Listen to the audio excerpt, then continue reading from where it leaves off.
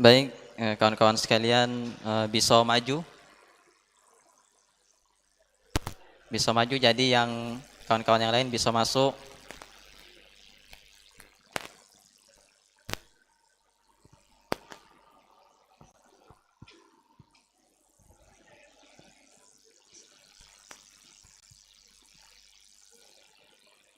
Sebelah sini, sebelah sini.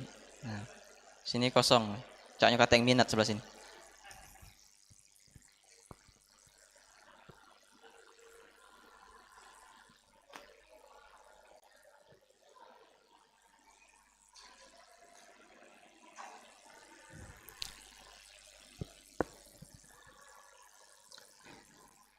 Bismillahirrahmanirrahim.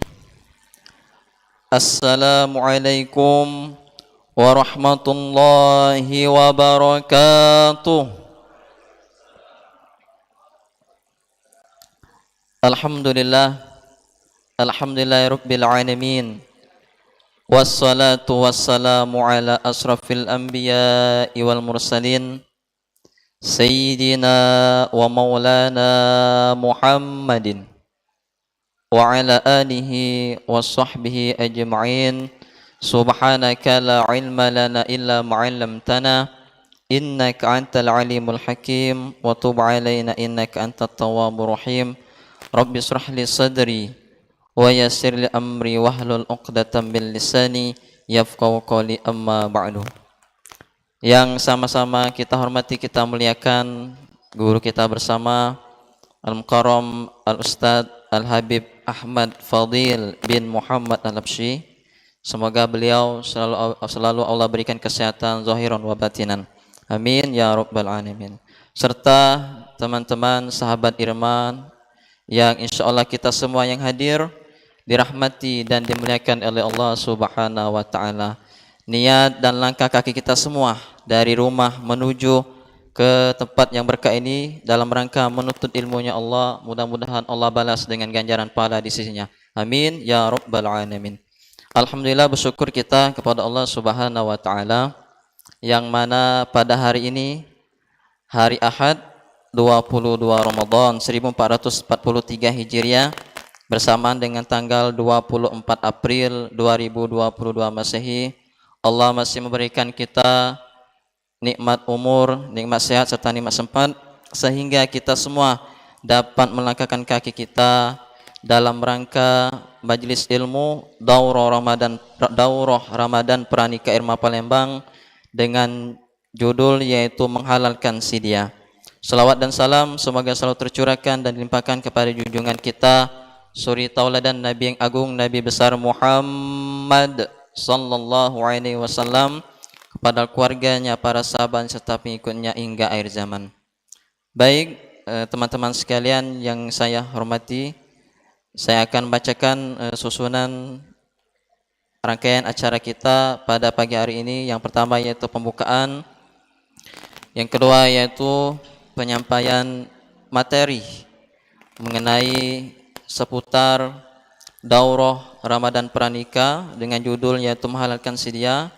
Pada materi yang pertama ini akan disampaikan oleh guru kita Al-Mukarram Al-Ustadz Al-Habib Ahmad Fadil bin Muhammad Al-Habsyi. Kemudian dilanjutkan dengan sesi tanya jawab. Bagi yang ikhwan bisa mengangkat tangan dan yang akhwat bisa menuliskan di kertas. Selanjutnya yaitu doa dan terakhir penutup. Baiklah, sama-sama kita membuka acara kita pada pagi hari ini dengan sama-sama membaca umul kitab surah Al-Fatihah. Ila hadratin Nabi Muhammadin sallallahu alaihi wasallam wa ala alihi wa azwajihi wa dzurriyyatihi kiramil Fatihah. A'udzu billahi minasyaitonir rajim. Bismillahirrahmanirrahim. Alhamdulillahirabbil alamin arrahmanir rahim maliki yaumiddin. Iyyaka na'budu wa iyyaka nasta'in.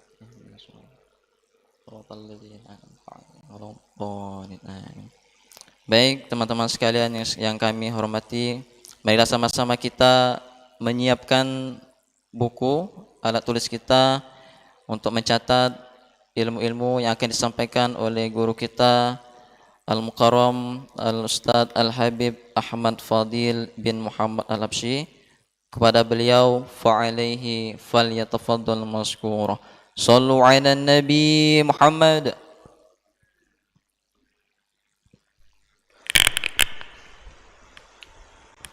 Masyarul hadirin wal hadirat rahimakumullah. Assalamualaikum warahmatullahi wabarakatuh.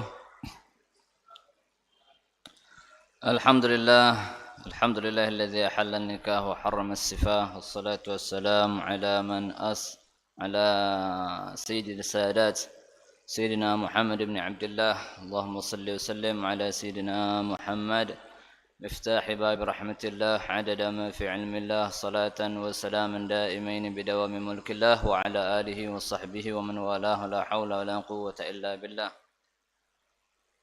Alhamdulillah, syukurullah, segala puji bagi Allah subhanahu wa ta'ala yang masih memberikan kita berbagai macam nikmat panjang umur, nikmat dalam keadaan sehat walafiat, nikmat dalam keadaan beriman, dalam keadaan Islam. Salawat dan salam selalu dan tak henti-hentinya tercurahkan pada junjungan kita Nabi besar Muhammad sallallahu alaihi wasallam, juga pada keluarga dan para sahabatnya dan para pengikutnya hingga akhir zaman. Masyarul hadirin wal hadirat rahimakumullah. Tadi telah kita dengarkan tema menghalalkan sidya. Tidak ada yang lain. Cara menghalalkan sidya itu adalah dengan menikahi. Tidak ada yang lain untuk zaman sekarang ini. Kalau dulu ada dua. Menghalalkan sidya itu menikahinya atau membelinya. Kalau dia hamba sahaya. Hamba sahaya halal bagi tuannya. Halal. Halal yang haram bagi yang lain. Ketika perbudakan sudah tidak ada lagi zaman sekarang ini, maka hanya satu cara menghalalkan dia itu, yaitu dengan menikahinya. Nah, bagaimana cara kita halalnya ini terus langgeng, halal terus, halalnya terus, menghalalkan dia terus sampai siapa yang bertahan, dia yang bertahan di dunia ini atau kita yang bertahan di dunia ini. Nah, macam mana supaya bisa menghalalkan ini? Hanya usaha baik itu nih. Usaha supaya halal terus. Halalnya ini ya dengan kalimat sirat saya nikahi atau saya terima nikahnya. Nah, itu dengan halalnya. Siratnya macam itu.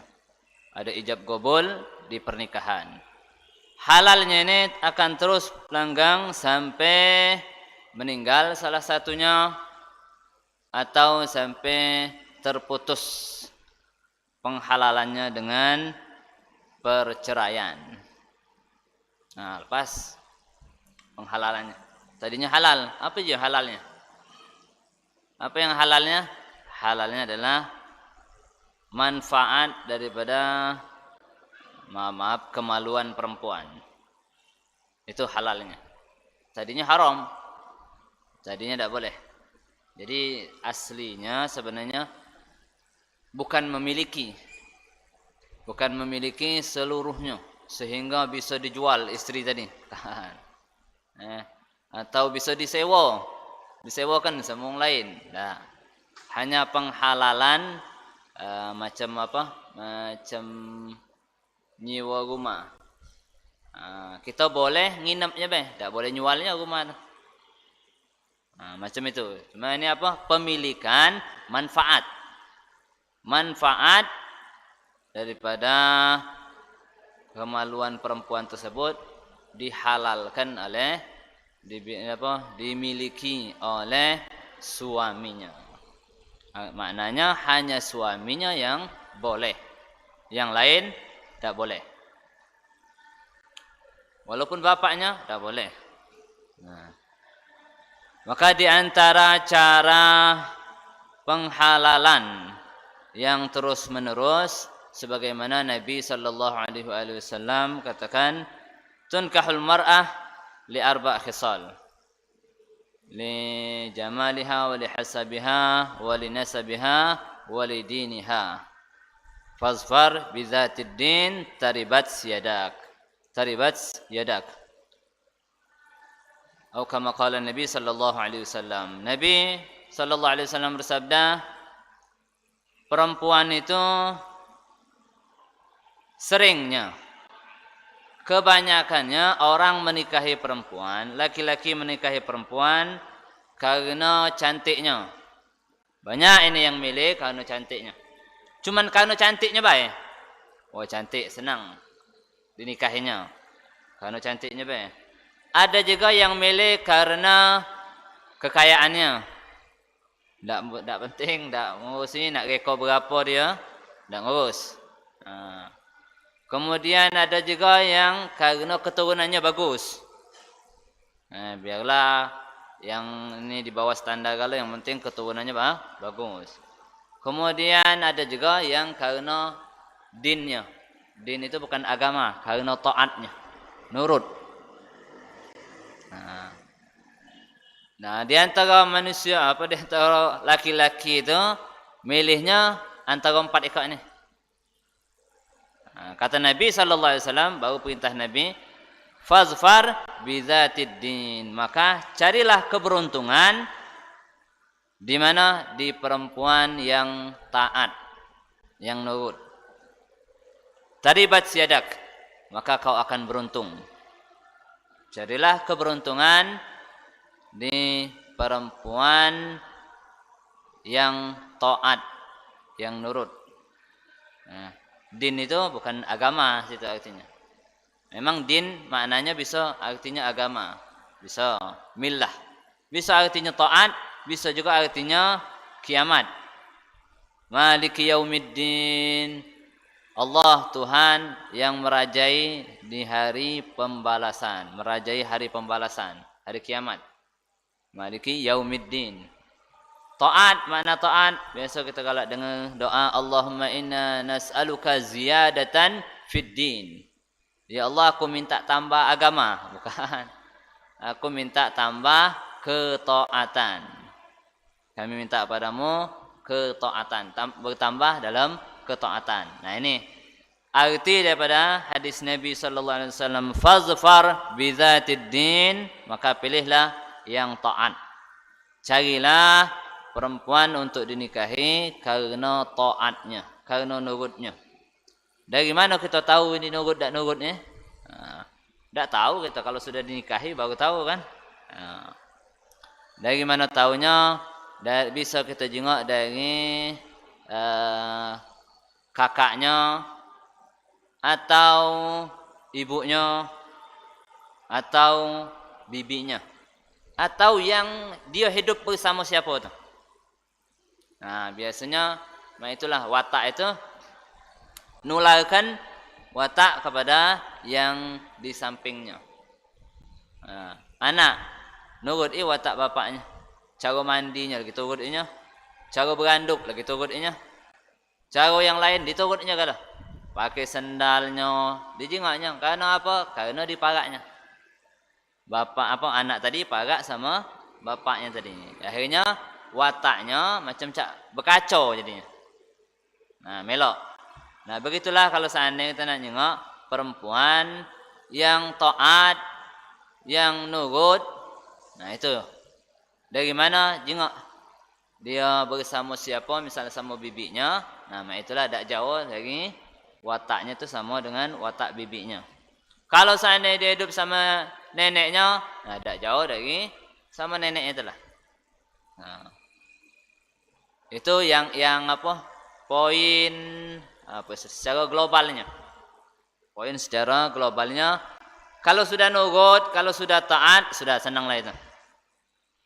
Tenanglah itu, senanglah itu.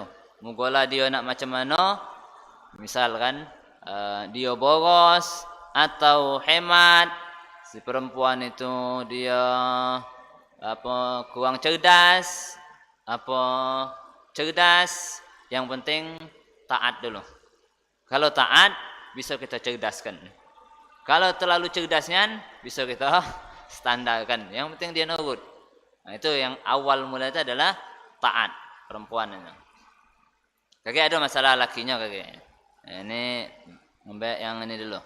Karena yang meminang ini adalah laki-laki. Yang milih itu adalah laki-laki. Perempuan ada juga milih, ada juga tapi tidak banyak.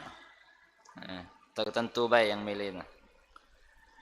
Secara ininya, secara terperincinya disebutkan dalam kitab Uddah Wasilah yang disunnahkan dalam perempuan yang dinikahi adalah pertama dia salihah. Salihah. Zatadin tadi punya sifat nurutnya. Kemudian yang kedua dia pintar. Perempuan itu pintar. Pintar itu apa? Bukannya pintar cari duit, bukan pintar mudi ke, bukan. Pintar di situ maksudnya cerdas lah lebih dari yang lainnya. Punya kecerdasan. Punya kecerdasan misal macam ini. Dia punya duit tak ada boros-boros. Beli tak keluar nagu misalnya.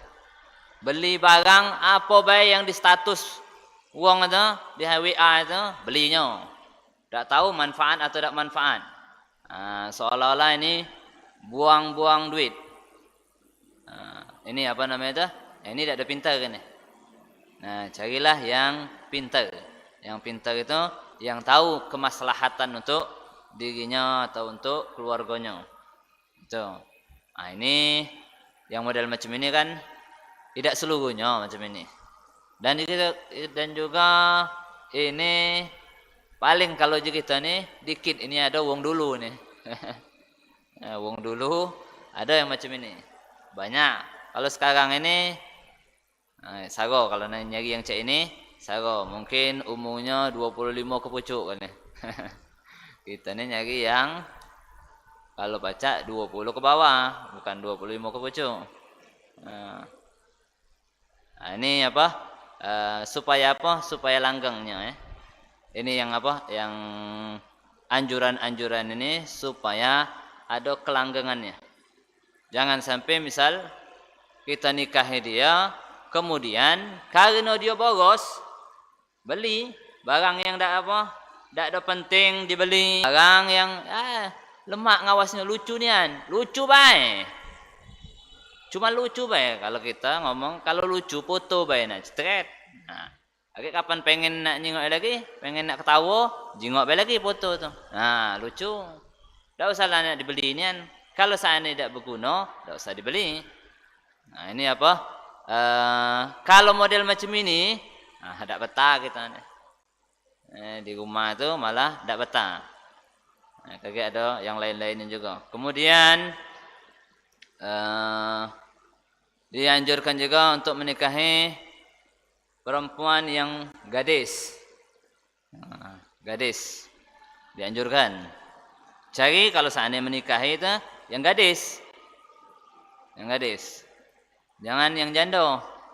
Kecuali, ada kecuali. Kecuali kalau ada maslahat. Ada memang dibutuhkan.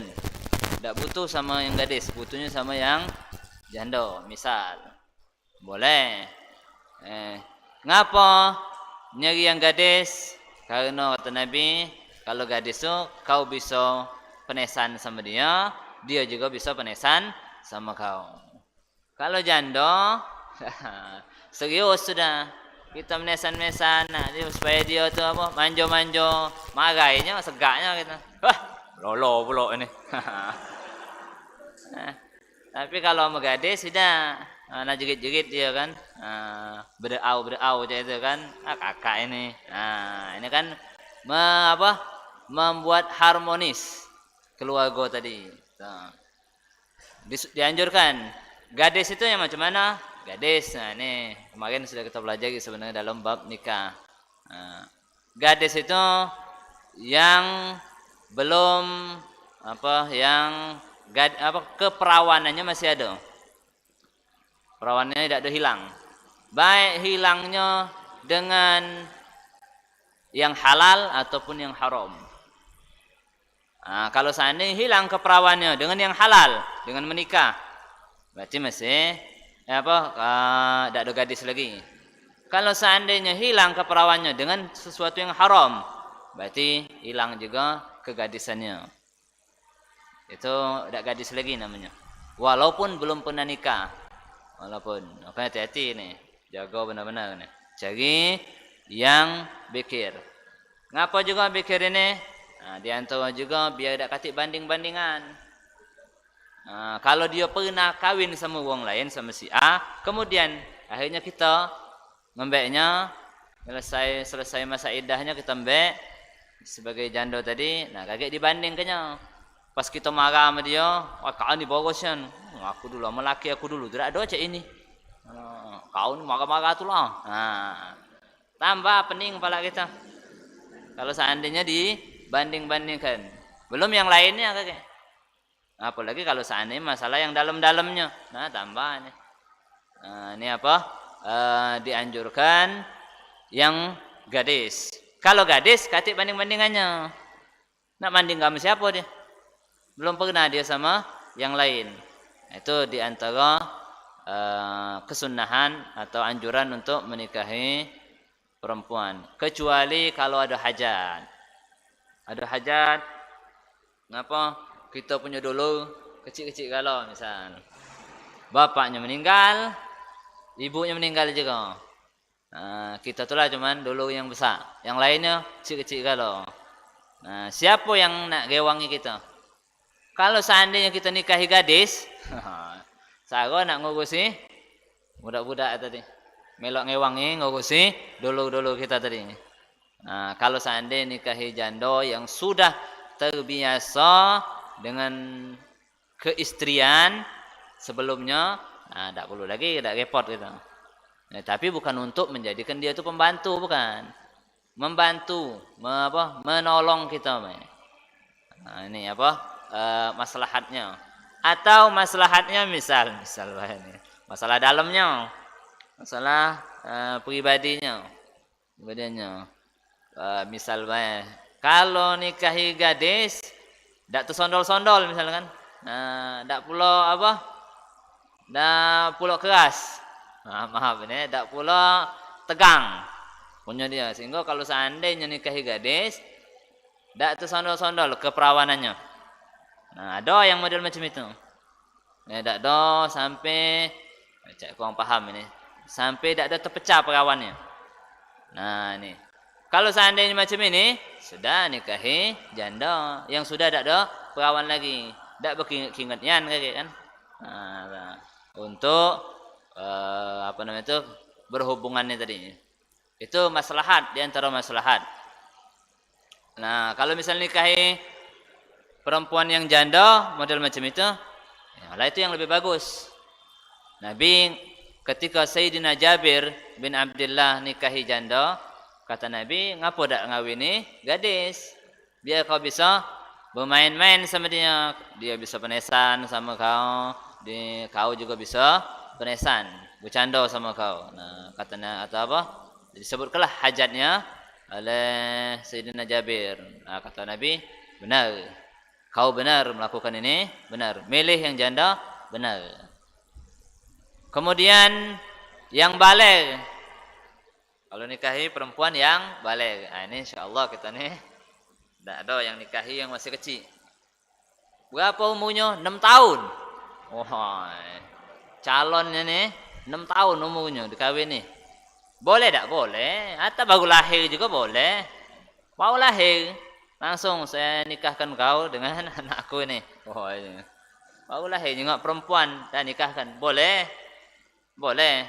Cuman belum pantas dipakai, ditidui belum. Kaget nunggu umur sudah pantas ketika sudah balik. Ketika Nabi SAW menikahi Sayyidah Aisyah yang kita tahu umurnya 6 tahun. Nah, kapan Nabi tidur bersamanya? Ketika umurnya sudah balik 9 tahun atau kepucuk daripada 9 tahun. Nah, ini uang dulu 9 tahun baliknya. Nah, kalau sekarang ini agak lambat dikit. Nah, jadi kalau seandainya menikahi umur 12 tahun, boleh. Umur 14 tahun, boleh. Kita di sini baik pucuk apa antara 20 atau mendekat 20. Di tempat lain umur 18 tahun itu sudah dianggap tua. 18 tahun di tempat lain. Nah, itu ada umur 18 itu sudah takut-takut bapaknya. Nah, tak laku ni anak aku ni. Kata yang ngembeknya. Umur 14 tahun kawin. 14 tahun dah kawin. Nah, kita sini bang aneh kan. Kalau di sana tempat dia sana biasa. Ada tempat suatu negara itu umurnya masih belas-belasan tahun itu, bahkan 18 tahun pun sudah ditakutkan. Dianggap nah ini dak berlakuan. Nah, takut bapaknya tadi. Kita di sini macam itu. Umur 18 itu muda. Umur 17 muda tu. Masih apa? Potik je bang tu. Kalau buah-buah tu belum layak dimakan kalau buah tu. Masih potiknya main ini. Nah, ini kalau apa? Perempuan umur 16 tahun. Tapi ada juga perempuan itu umur 16 tahun dewasa dia. Ada juga yang kayak itu. Jarang tuh jadi sama kita di sini nih. 16 tahun tuh masih siram-siraman main. Nah, masih meres baju tuh pijak-pijaknya, Pak. Nah, kan umur 16 tahun. Artinya apa? Belum dewasanya. Bagusnya nikahi yang sudah balik. Bagusnya. Kecuali kalau ada maslahat. Macam Nabi SAW itu ada maslahat. Ngapa? Dari Sayyidah Aisyah itu banyak meriwayatkan hadis-hadis Nabi SAW di dalam rumah. Yang bagiannya dalam rumah. Yang mana sahabat Nabi tidak tahu tentang Nabi di rumah itu macam mana, tidak tahu. Nah, yang banyak meriwayatkan hadis di dalam rumah itu yaitu Sayyidah Aisyah. Nah, ini ada maslahatnya. Maslahatnya untuk menyebarkan ilmu yang di dalam rumah itu. Yang tidak pantas misalnya Nabi malu untuk nyebutkannya. Sayyidah Aisyah nyebutkannya setelah wafatnya Nabi sallallahu alaihi wasallam, atau yang lainnya kalau kita misalnya apa yang maslahat untuk kita menikahi dia ini sebelum balik. Kemudian wa antakuna waludan, dan dianjurkan juga nyari perempuan yang walud. Walud ini banyak beranak. Nah, ini kan tidak tahu juga kan. Aslinya sebenarnya kita ini tidak tahu. Sudah dites baru tahu kan. Sudah dinikahi, nah baru tahu. Oh ini cepatnya ini. Barulah apa telat KB langsung jadi. Sekali baik jadi langsung. Dengat baik jadi. Berhenti misal KB tidak beranak. Kemudian berhenti KB beranak langsung. Telat makan KB langsung jadi juga. Wah ini kan walud beranaknya ini kan. Apa lancar. Ya kan. Nah ini macam ini tahu dari mana kita? Atau ya yang bawa dari situlah misalnya kan cepat beranak kan, dengan beranak lagi beranak lagi. Tak boleh telat dikit kan. Walaupun atau misalnya baru kahwin utama belum ada tanda-tandanya sebulan ini, bulan kedua belum ada tanda, bulan 3 ada. Nah ini termasuk walud juga yang mudah beranak. Nah ini dari dulunya juga atau dari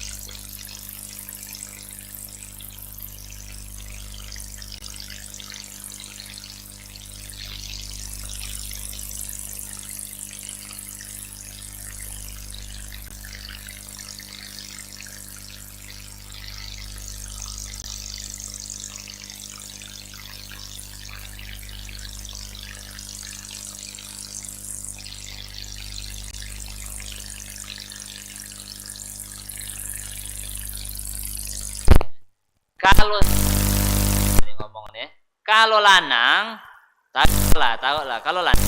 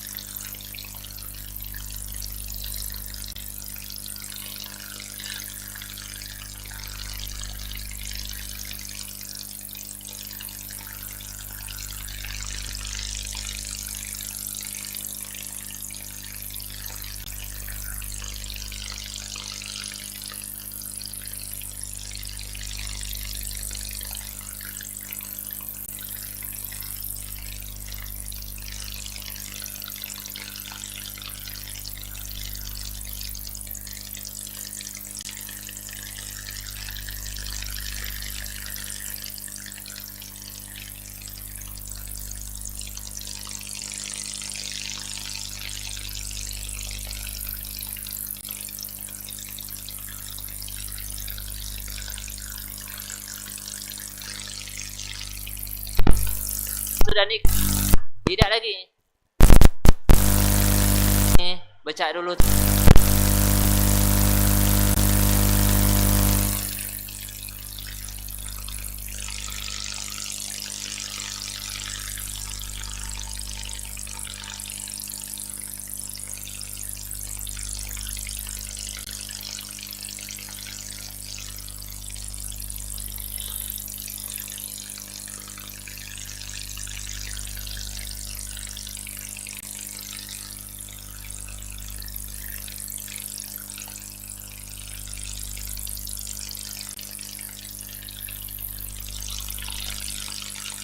Tadi itu perempuan yang kau tadi, kemudian kau masih macam inilah, tetap akhirnya bini kedua kau misalnya agak tidak cantik lagi, wong lain lagi cantik lagi, sampai seandainya kau nikahi kalau seluruh perempuan itu yang cantik-cantik kagak hilang kalau cantikannya, akhirnya tak cantik lagi, kambing kau jenguk cantik.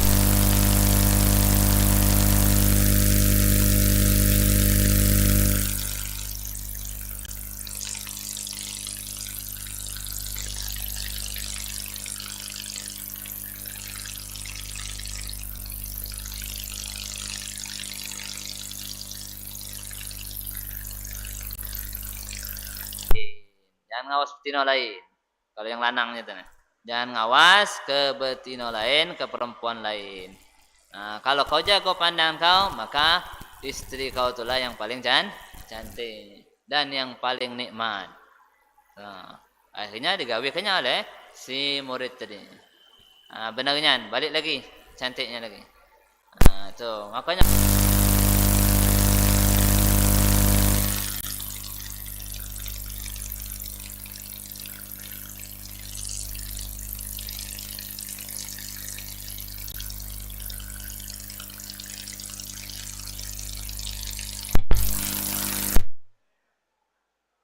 Ya, karena apa?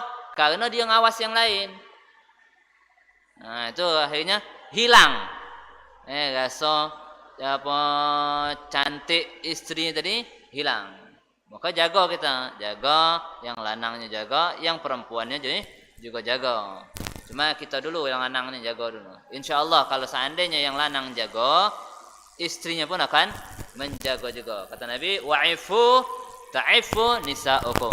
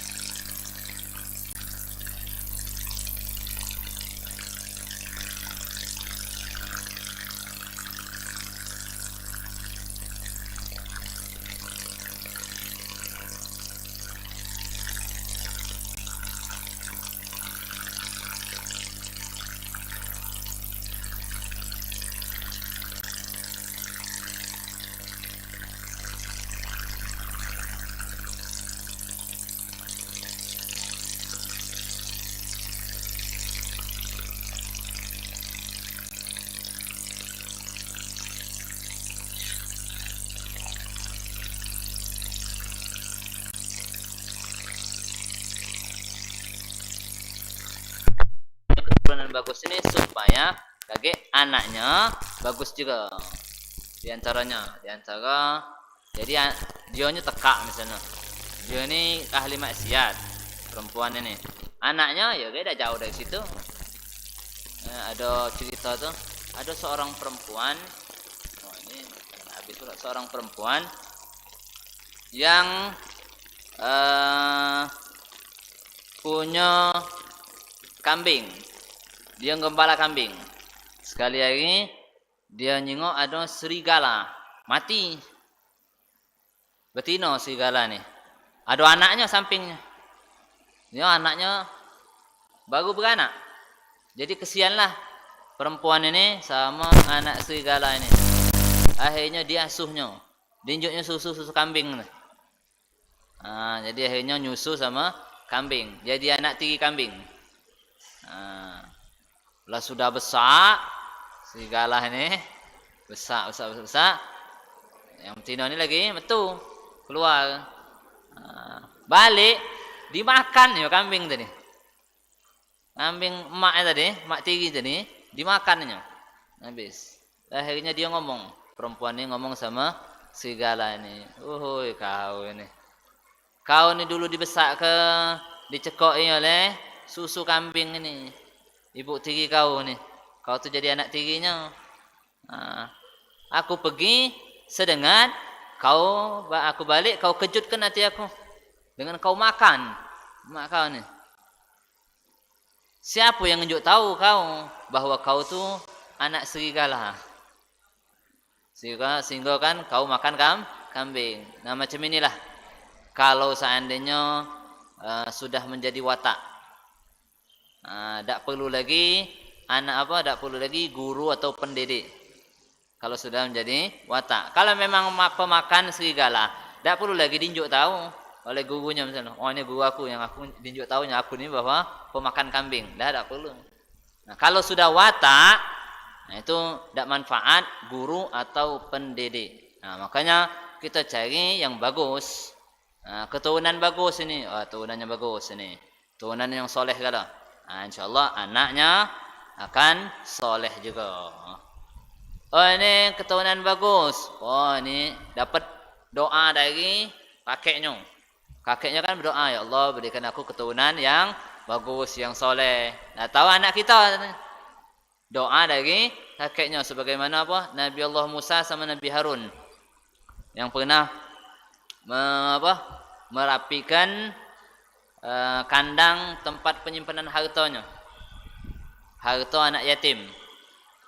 Kan disebutkan wa kana abuhuma salihah. Bapaknya ini bukan bapaknya sebenarnya, kakeknya yang ketujuh. Kakeknya yang ketujuh anak yatim ini itu adalah wong yang soleh. Itu doanya itu bisa jadi doa dari kakeknya tadi. Nah, yang dapatnya kita, anak kita. Nah itu disunahkan, dianjurkan. Kemudian bagi yang lanangnya perempuan, kan perempuan tidak pacak milih. Kan yang milih siapa? Bapaknya. Bapaknya yang menikahkan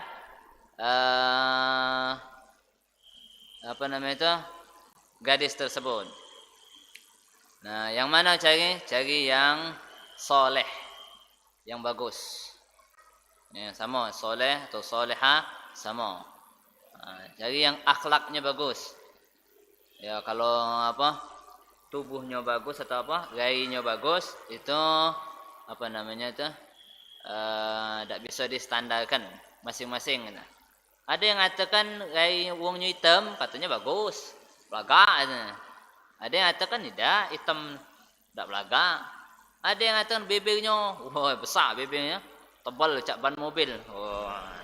Uji bininya itu seksi bibir gitu. Bagus itu. Daripada tipisnya nak pecah misalnya. Nah itu misalkan ada yang macam itu kan pribadi masing-masing, lain-lain kalau itu. Memang bagusnya tuh yang bagus rupanya bagus, akhlaknya bagus tuh. Dianjurkan solehah. Soleh kan solehah. Soleh wong yang bagus. Dan guru kita ngomong, hati-hati nih untuk perempuan ya.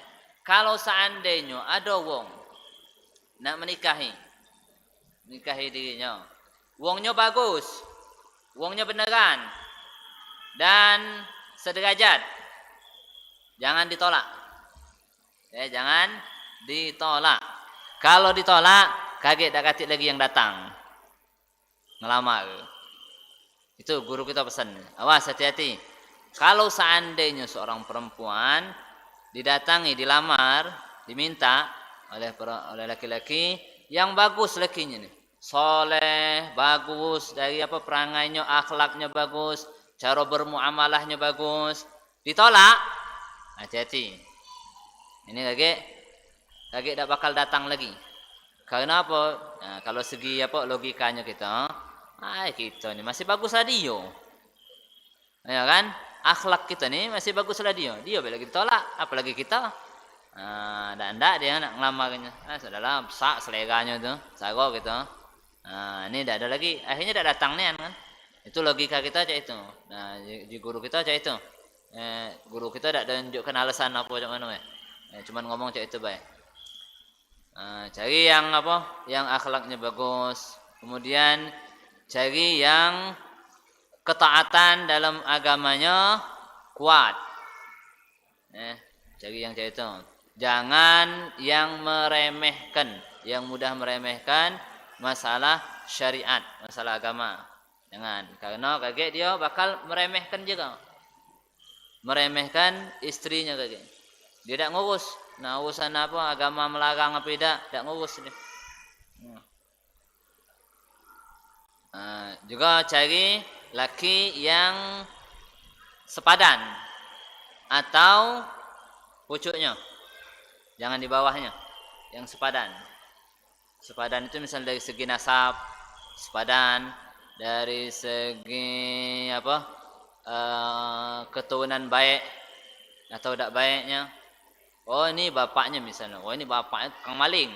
Yang kita ini anak kiai misalnya kan. Bapak siapa? Bapak lanang ini maling terkenal. Yang perempuan anak kiai. Ini jangan yang kayak ini. Ini tidak apa-apa kalau tolak ini. Perempuan itu nanda misalnya, tidak apa-apa nih. Carilah yang sepadan paling tidak, atau lebih tinggi. Dari segi gawinya juga sama. Tapi dari segi gawi itu terakhir gitu kakek. Yang penting itu nasab, kemudian afifnya kehormatannya. Bagus tidak bagusnya itu, fasik apa tidak, ini suka bermaksiat atau tidak. Nah, itu bisa menjadikan sepadan tidak sepadannya. Jangan ngawini yang zalim atau yang galak minum khamar. Jangan pilih. Seorang bapak jangan ngawinkan gadisnya, anak gadisnya tadi dengan orang yang zalim, laki-laki yang zalim, laki-laki yang minum khamar. Intinya kalau dia nurut taat sama agama, insyaallah yang lainnya nurut lanang tadi kan. Itu yang dianjurkan ketika menikahi atau dinikahi. Jangan juga kalau baca ini kan aslinya tuh kalau kita nak nurut sepenuhnya dak ati ini. Paling kalau kita nyengok tadi misalnya perempuan yang tadi itu yang ada Rabi'atul Adawiyah itu. Yang lainnya selain Rabi'atul Adawiyah tidak memenuhi syarat yang tadi. Kalau Rabi'atul Adawiyah memenuhi kalau mungkin di situ. Nah, kalau yang lain itu paling ada kayak hilang siko misalnya cantiknya kurang jadi labai misalnya. Sudah ada apa-apa. Kalau nak nyari sepenuhnya sago kamu nyarinya. Nyarinya paling kayak akhirnya ketemu sepelembang ini dua kok cuman. Ada sebelah timur sama sebelah barat. Nah, mengas nyarinya. Jadi tidak perlu nak nyari yang sepenuhnya. Paling yang poin yang terpentingnya baik. Apa yang penting nurut beda. Sudah ada apa-apa lah nurut. Kalau dia nurut, lemak ngejoknya gitu tuh. Kau kakek kalau aku balik, kau tuh guys, nurut dia. Ya kan? Kakek kau kalau seandainya kalau seandainya aku balik, kau tuh nyengok hari panas misalnya kan. Siaplah banyak minum. Banyak minum. Set. Nah, kan kalau model macam ini kan nyenangkan. Betah kita di rumah. Kalau misalnya baru balik misalnya kan, Baru balik kita ni panas-panas, macet pula kan. Saya nyampe tok, Assalamualaikum. Uya habis. Oh, betul lagi kita nak ke warung tu. Nah, kan? Ya Allah, uya. Kalau anak pribadi uya marah tu, uya habis tu. Apa uya tu? Uya tu tiap hari dipakai. Mestinya sedikit itu belilah. Tinggal dikit. Belilah tiap hari dipakai. Ya kan tak mungkin ya Allah kelupaan. Yo dari kemarin-kemarin. Tak mungkin lah kan tak terjingok kan. Pasti tiap hari terjingok. Nah, ini panas-panas kita. Belum lah apa-apa tu nyampe di rumah tu. Salam kita belum jawabnya. Assalamualaikum. Ini no ada no wong jual no baju bagusnya ini. Oh. Nah, lagi buntu pula kan. Nah, ini yang apa? Yang buat kita tak betah. Akhirnya sudah aku betul lagi. Betul lagi, tidur di mana? Tidur di masjid. Lebih tenangnya, mak tenang. Lagi kalau ada apa, dah lega, baru kan. Nah, kita nak apa? Balik ke rumah. Lah nak ngomong apa aja lah. Yang penting lah udah tenang. Nah, ini kan buat kita tak betah di rumah. Yang kalau pacak ni kita tuh ngawas dia, senang. Ngawas dia tuh kesusahan di luar itu hilang kalau. Nah, ini yang model macam ini. Begitu juga dengan laki ya harus memahami juga istri. Jadi yang apa? Nah itu yang memahami istri yang tahu tentang agama, yang mudah memahami. Dan jangan kalau dalam apa? Dalam syariat itu kalau seandainya perempuan itu teka ini apa? Perempuan itu teka atau apa? Tak nurut, bandel. Memang sifatnya, memang wataknya. Dia tu lagi manjo, lagi tak nurut. Lagi manjo, tidak nurut dia. Lagi manjonya tidak nurut sama kita. Ada kendaan dia tu. Kendaannya belum tercapai. Nah, akhirnya macam itu manjo-manjo ke diri apa yang kita suruh tadi tidak dihiraukannya kadang. Karena ada yang ditargetkannya, minta beli ke ini atau macam-macam lah yang lainnya. Nah, kadang omongan kita tidak didengarkannya. Nah, ini kalau dalam apa? Dalam syariat, kalau perempuan atau seorang istri itu bandel, tidak boleh langsung siksa, pak, kau si babit ke dia langsung. Tidak boleh macam itu. Itu pun tahap terakhir juga tidak boleh juga. Tahap pertama dia tahu, dia ingatkan. Awas, hati-hati nurut sama laki itu harus. Taat. Nah, ingatkan. Tak ada mempan juga. Tunjuk tahu ancamannya. Hati-hati. Tak nurut sama laki. Ancamannya macam ini. Kalau mati kau, tak langsung masuk surga. Kalau kau buat ridha laki, masuk surga langsung kau. Itu diingatkan. Ingat, hak laki itu lebih pucuk dari hak orang tua. Tunjuk tahu. Hak laki itu besar. Kalau Nabi, kalau seandainya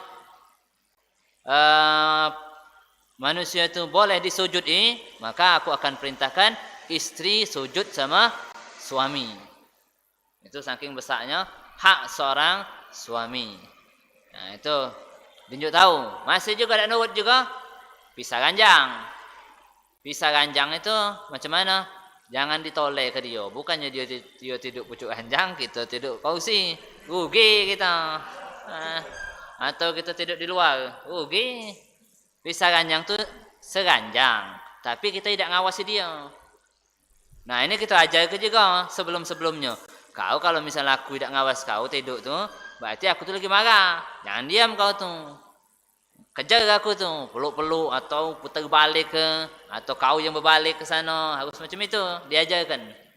Jadi biar dia tahu, ini lagi marah ni. Berarti aku ni dimarahi.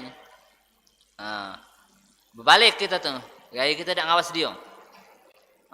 Tu waktu tidur tu tidak ada menghadap ke istri tadi. Itu tahap ketiga itu. Tahap keempat baru boleh mukul. Kata guru kita Syekh Abu Bakar bin Muhammad Bil-Faqih, Al-Habib Abu Bakar bin Muhammad Al-Faqih. Jadi kalau seandainya istri itu tidak nurut, istri itu bandel, jangan pakai tahap keempat itu. Jangan pakai tahap ketiga be. Sampai ke tiga be. Yang keempat mukul itu macam mana mukul itu? Mukul itu ada guru kita ngajar macam ini. Nah, pakai sapu tangan ya. Nah, cak ini ke. Besok itu ke gai dia tu. Tak nurut kau ni.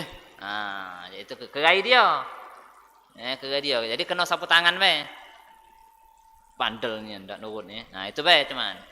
Ada juga mukul dalam ilmu fikihnya itu mukul yang di tempat yang banyak dagingnya. Jangan melukai. Mengkolnya itu. Nah, uji guru kita di sana di Hadramaut sana mengatakan jangan pakai yang keempat ini. Jadi anak nanya kan, ya Syekh, cak mana? Kalau seandainya dia itu duduk sama lanang lain, sebecak misalnya atau semobil sama lanang lain, ada kita diam baik. Cuman kita apa? Tidur, tak berhadapan baik sama dia. Besoknya cak itu lagi, besoknya cak itu lagi. Cak itu apa Syekh? Iya, aja Syekh. Wah, Syekh, tak tahan kita nih. Ngomong macam itu. Ya, kalau ente sabar. Kalau tak sabar, lepas ke. Cari yang lain. Itu. Yang ketiga, baik. Yang keempat, kalau ente sabar, ente didik dia bisa baca. Baca ente didik. Kalau tak baca, sudah lepaskan. Tak solat dia. Suruh solat. Masih juga. Nah, tak solat. Bukan lagi berhalangan. Tak solat, tak puasa. Ngokok pula, misalnya kan. Sudah, ini kalau tak nurut, lepas ke cari yang lain. Kalau dinandang aku cari yang lain yang kedua. Nandak juga, sudah, nandak. Kau nandak, aku galak. Ya kan? Ya, cari jangan apa? Jangan melakukan yang keempat itu. Kalau uji guru kita, terserah kamu. Boleh yang lakukan keempat itu boleh. Cuman pesan guru kita ngomong, tak usahlah dilakukan yang keempat itu. Laku kebe, cak tadi baiknya. Kalau ente sabar, didik dia. Kalau tidak, ya sudah. Cari yang lain. Inilah mungkin yang bisa disampaikan. Wallahu ta'ala alam bisawab.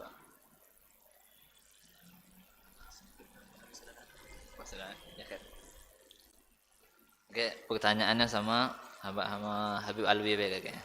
Wallahu ta'ala alam bisawab. Mudah-mudahan sedikit bermanfaat. Mudah-mudahan Allah Subhanahu wa taala selalu membimbing kita ke jalan yang Allah Subhanahu wa taala ridai, dan mudah-mudahan Allah Subhanahu wa taala berikan kita segala-galanya ada jodoh jodoh yang baik, yang langgang, yang menegakkan kesunnahan, yang jodoh yang membuat kita terjaga dari berbagai macam maksiat.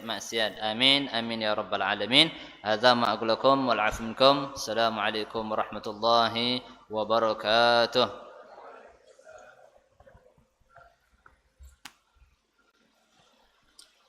Terima kasih kami ucapkan kepada guru kita Al-Mukarram Al-Ustadz Al-Habib Ahmad Fadil bin Muhammad Al-Habsyi. Mudah-mudahan apa yang disampaikan oleh beliau bermanfaat bagi kita semua. Selanjutnya pemateri kedua insyaallah akan disampaikan guru kita bersama Al-Mukarram Al-Ustadz Al-Habib Alwi bin Isa Assegaf.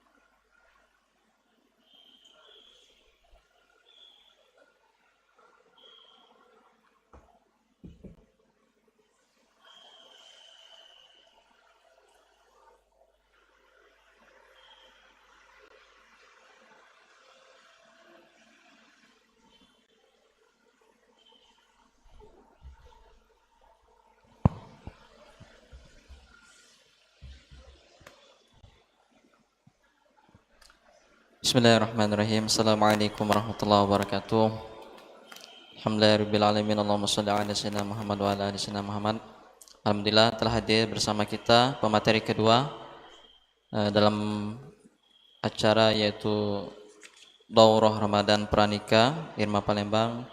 Insyaallah pemateri kedua ini akan disampaikan oleh guru kita Al-Mukarram Al-Ustadz Al-Habib Alwi bin Isa Asegab dalam judul yaitu menghalalkan sedia.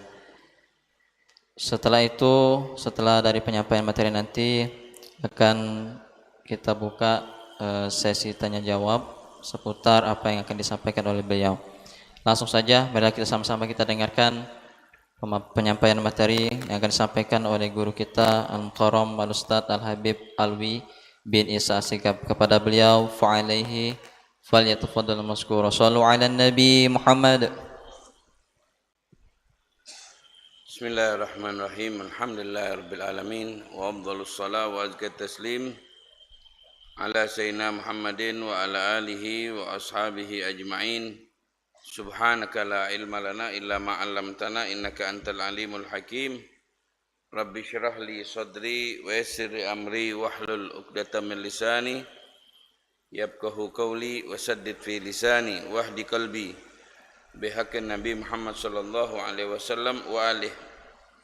Nawaina ta'allum ta'lim wan naf'a wal intifa' wa tadhakkur wa tadhkir wal ifada wal istifadah wal hatha ala tamassuki bi kitabillah wa sunnat rasulih wad dilala ala al huda wa du'at ila al khair ibtigha'a mardatillah wa qurbihi wa thawabih. Ma'asyiral hadirin wal hadirat yang dimuliakan oleh Allah Subhanahu wa taala, alhamdulillah pada hari ini kita majelis taklim sambil i'tikaf di masjid yang penuh barokah ini di hari yang ke-22. Mudah-mudahan apa yang diturunkan oleh Allah di hari-hari ini diberikan oleh Allah kepada kita. Amin ya rabbal alamin. Tahun tadi kita pernah baca juga ya kitab ini. Mungkin ada yang masih ingat yang hadir di sini. Tahun tadi. Nah, ini bakal kita lanjutkan tentang kedua saksi nikah. Jadi nikah itu harus ada saksi. Tidak boleh kita nikah tanpa saksi. La nikaha illa biwaliyin wa syahidai adlin. Tidak sah nikah tanpa ada wali, tanpa ada dua saksi. Jadi nikah itu harus ada dua saksi. Inilah pendapatnya Imam Syafi'i. Inilah pendapatnya Imam Syafi'i. Imam Syafi'i beliau mensyaratkan di dalam sah pernikahan ada kedua saksi. Bagaimana syaratnya kedua saksi itu? Yushtaratu fi kulli wahidin minhuma al-bulugh wal aqlu wal hurriyah wal adalah. Kedua saksi itu harus syarat pertama baligh akil. Mukallaf, baligh sama akil. Kalau anak kecil jadi saksinya tidak sah. Jadi syaratnya sudah baligh. Tahu arti baligh? Sudah sampai ke batas umur. Itu namanya baligh. Karena selain baligh akil itu tidak bisa jadi saksi. Jadi yang menjadi saksi itu syaratnya harus baligh akil. Kalau tidak baligh tidak akil tidak bisa menjadi saksi. Itu sebabnya. Bukan ahlu syahadah. Bukan ahlu syahadah. Wal hurriyah, syaratnya juga harus merdeka. Wali tadi itu harus merdeka. Kalau dia tidak merdeka maka tidak boleh. Syaratnya juga wali itu al-adalah, tidak fasik, tidak melakukan dosa besar. Al-adalah wa ashhidu zawai adlin minkum, kata Allah dalam Al-Quran, carilah saksi dan disaksikanlah oleh dua orang yang adil di antara kalian. Jadi kalau orang yang tidak adil Artinya tidak adil itu pelaku dosa. Pelaku dosa maka tidak sah jadi saksi. Tidak kawin gitu zaman sekarang kalau pelaku dosa tidak jadi saksi. Datang ke sini, Ustadz pernah berdosa? Tidak pernah. Nah, datang lagi ke rumah belakang sana nyari saksi, mau kawin, habis lebaran. Jadi pernah melakukan dosa kalau gitu. Makanya ini pelaku dosa ini fasik namanya pelaku dosa. Yang penting kalau dia tobat sudah cukup. Asal dosanya dosa kecil. Jangan dosa maksiat besar. Dosa itu ada dua, dosa besar sama dosa kecil. Kalau dia melakukan dosa kecil, dia bertaubat, dia menyesali, diterima taubatnya oleh Allah. Makanya pelaku dosa yang fasik yang terakhir ini sulit, ini kata ulamanya. Kalau seandainya pelaku dosa tidak boleh menjadi saksi alias fasik, orang fasik tidak bisa jadi saksi, bujang tua galau gitu, tidak baca kawin gitu, mau jadi saksi, saksinya ahli maksiat, sulit kan. Nah makanya kata ulama, kalau sudah maksiat itu merajalela kayak di zaman kita ini, maksiatnya merajalela, maka diperbolehkan. Kalau tidak bisa kawin kita habis lebaran ini, benar kan? Nah, jadi apakah syaratnya saksi itu harus adil? Kalau ada yang adil lebih bagus. Tapi syarat yang ketiga ini kata ulama, ada sebagian ulama mengatakan iza ammatil fisku fil bilad. Kalau sudah maksiat itu merajalela, kayak zaman sekarang ini merajalela maksiat, maka kalau disaksikan oleh kedua orang fasik asal dia bertaubat maka boleh. Tidak? Kenapa? Karena kalau seandainya orang fasik tidak bisa menjadi saksi, kita jadi bujang tua, tidak bisa kawin gitu, sulit kita nak kawin. Paham tuh? Ngerti tidak? Ngerti ya? Jadi ditoleransi, dimaafkan, saksi itu tidak dijadikan masalah. Apa diantara apa itu? Ada lagi syaratnya itu muru'ah. Muru'ah itu dia berperilaku seperti perilakunya orang yang baik di zaman itu, berakhlak dengan akhlak yang normal di zaman itu. Kalau seandainya tidak berbaju, celana pendek, teriak-teriak di kampung, itu berakhlak tidak itu kira-kira? Tidak berakhlak kan? Nah jadi seorang yang menjadi saksi itu orang yang berakhlak, minimal tokoh agama lah, tokoh masyarakat, dia sesepuh kampung. Nah, jadi artinya muru'ah itu berperilaku seperti yang wajar-wajar, tidak yang aneh di kampungnya. Itu namanya muru'ah. Kemudian syaratnya lagi sami'an basiron, mendengar, tidak tuli dan tidak buta. Syaratnya wali nikah itu tidak tuli, tidak buta. Ini berfungsi kupingnya, telinganya berfungsi, matanya juga berfungsi. Kalau orang tuli tidak bisa jadi saksi, gimana mau jadi saksi? Nikah ini pakai apa dia? Pakai ucapan kan? Nikah saya, nikahkan kamu, dia tidak dengar. Dikiranya orang salaman habis subuh itu, ya kan? Nah makanya syaratnya saksi nikah itu mesti mendengar, dan mendengar selain itu melihat. Kalau dia tidak melihat gimana mau nyaksikan? Kemudian paham bahasa yang dilakukan oleh wali dan calon mempelai, paham dia. Di Palembang yang lumrahnya bahasa apa kita nih? Bahasa Indonesia kan. Tahu-tahu ada yang mau nikah pakai bahasa Arab. Boleh enggak nikah pakai bahasa Arab? Bahasa Cina lagi boleh. Seserah bahasa apapun bebas. Boleh bahasa Arab. Cuman dengan syarat kedua saksi wali paham. Jangan nanti amin galau kakek. Ya pulan bin pulan uzawijuka ala ma amarallah, amin. Bin ma'ruf, dikiranya doa. Padahal bukan doa itu. Bukan doa. Yang adanya orang lagi ijab kabul. Jadi harus paham dengan bahasanya siapa? Bahasanya orang yang lagi berijab kabul itu. Wa kaunuhu mutayakkidon, syaratnya saksi tadi itu tidak uzur. Mutayakkidon ini tidak uzur. Ada orang uzur, sering lupa. Nah, itu tidak bisa menjadi saksi. La pikun, la uzur. Mereka tidak bisa jadi saksi. Syaratnya harus orang tadi itu masih sehat walafiat. Lain kalau orang hudur ya.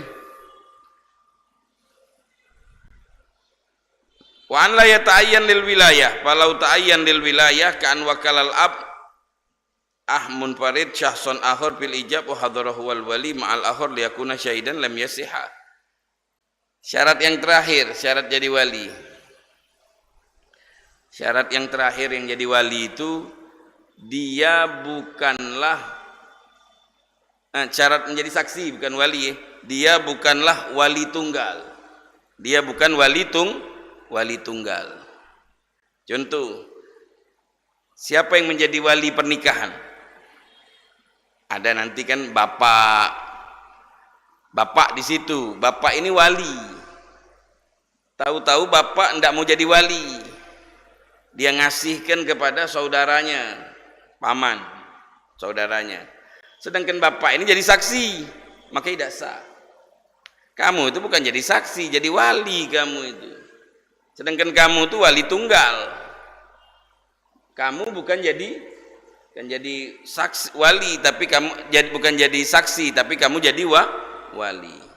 Nah, jadi kalau seandainya pernikahan walinya ada, sedangkan dia wali satu-satunya, dia tidak mau jadi wali, dia maunya jadi saksi, maka tidak bisa dia jadi saksi. Dia harus jadi wali atau dia mewakilkan yang saksi orang lain, jangan dia.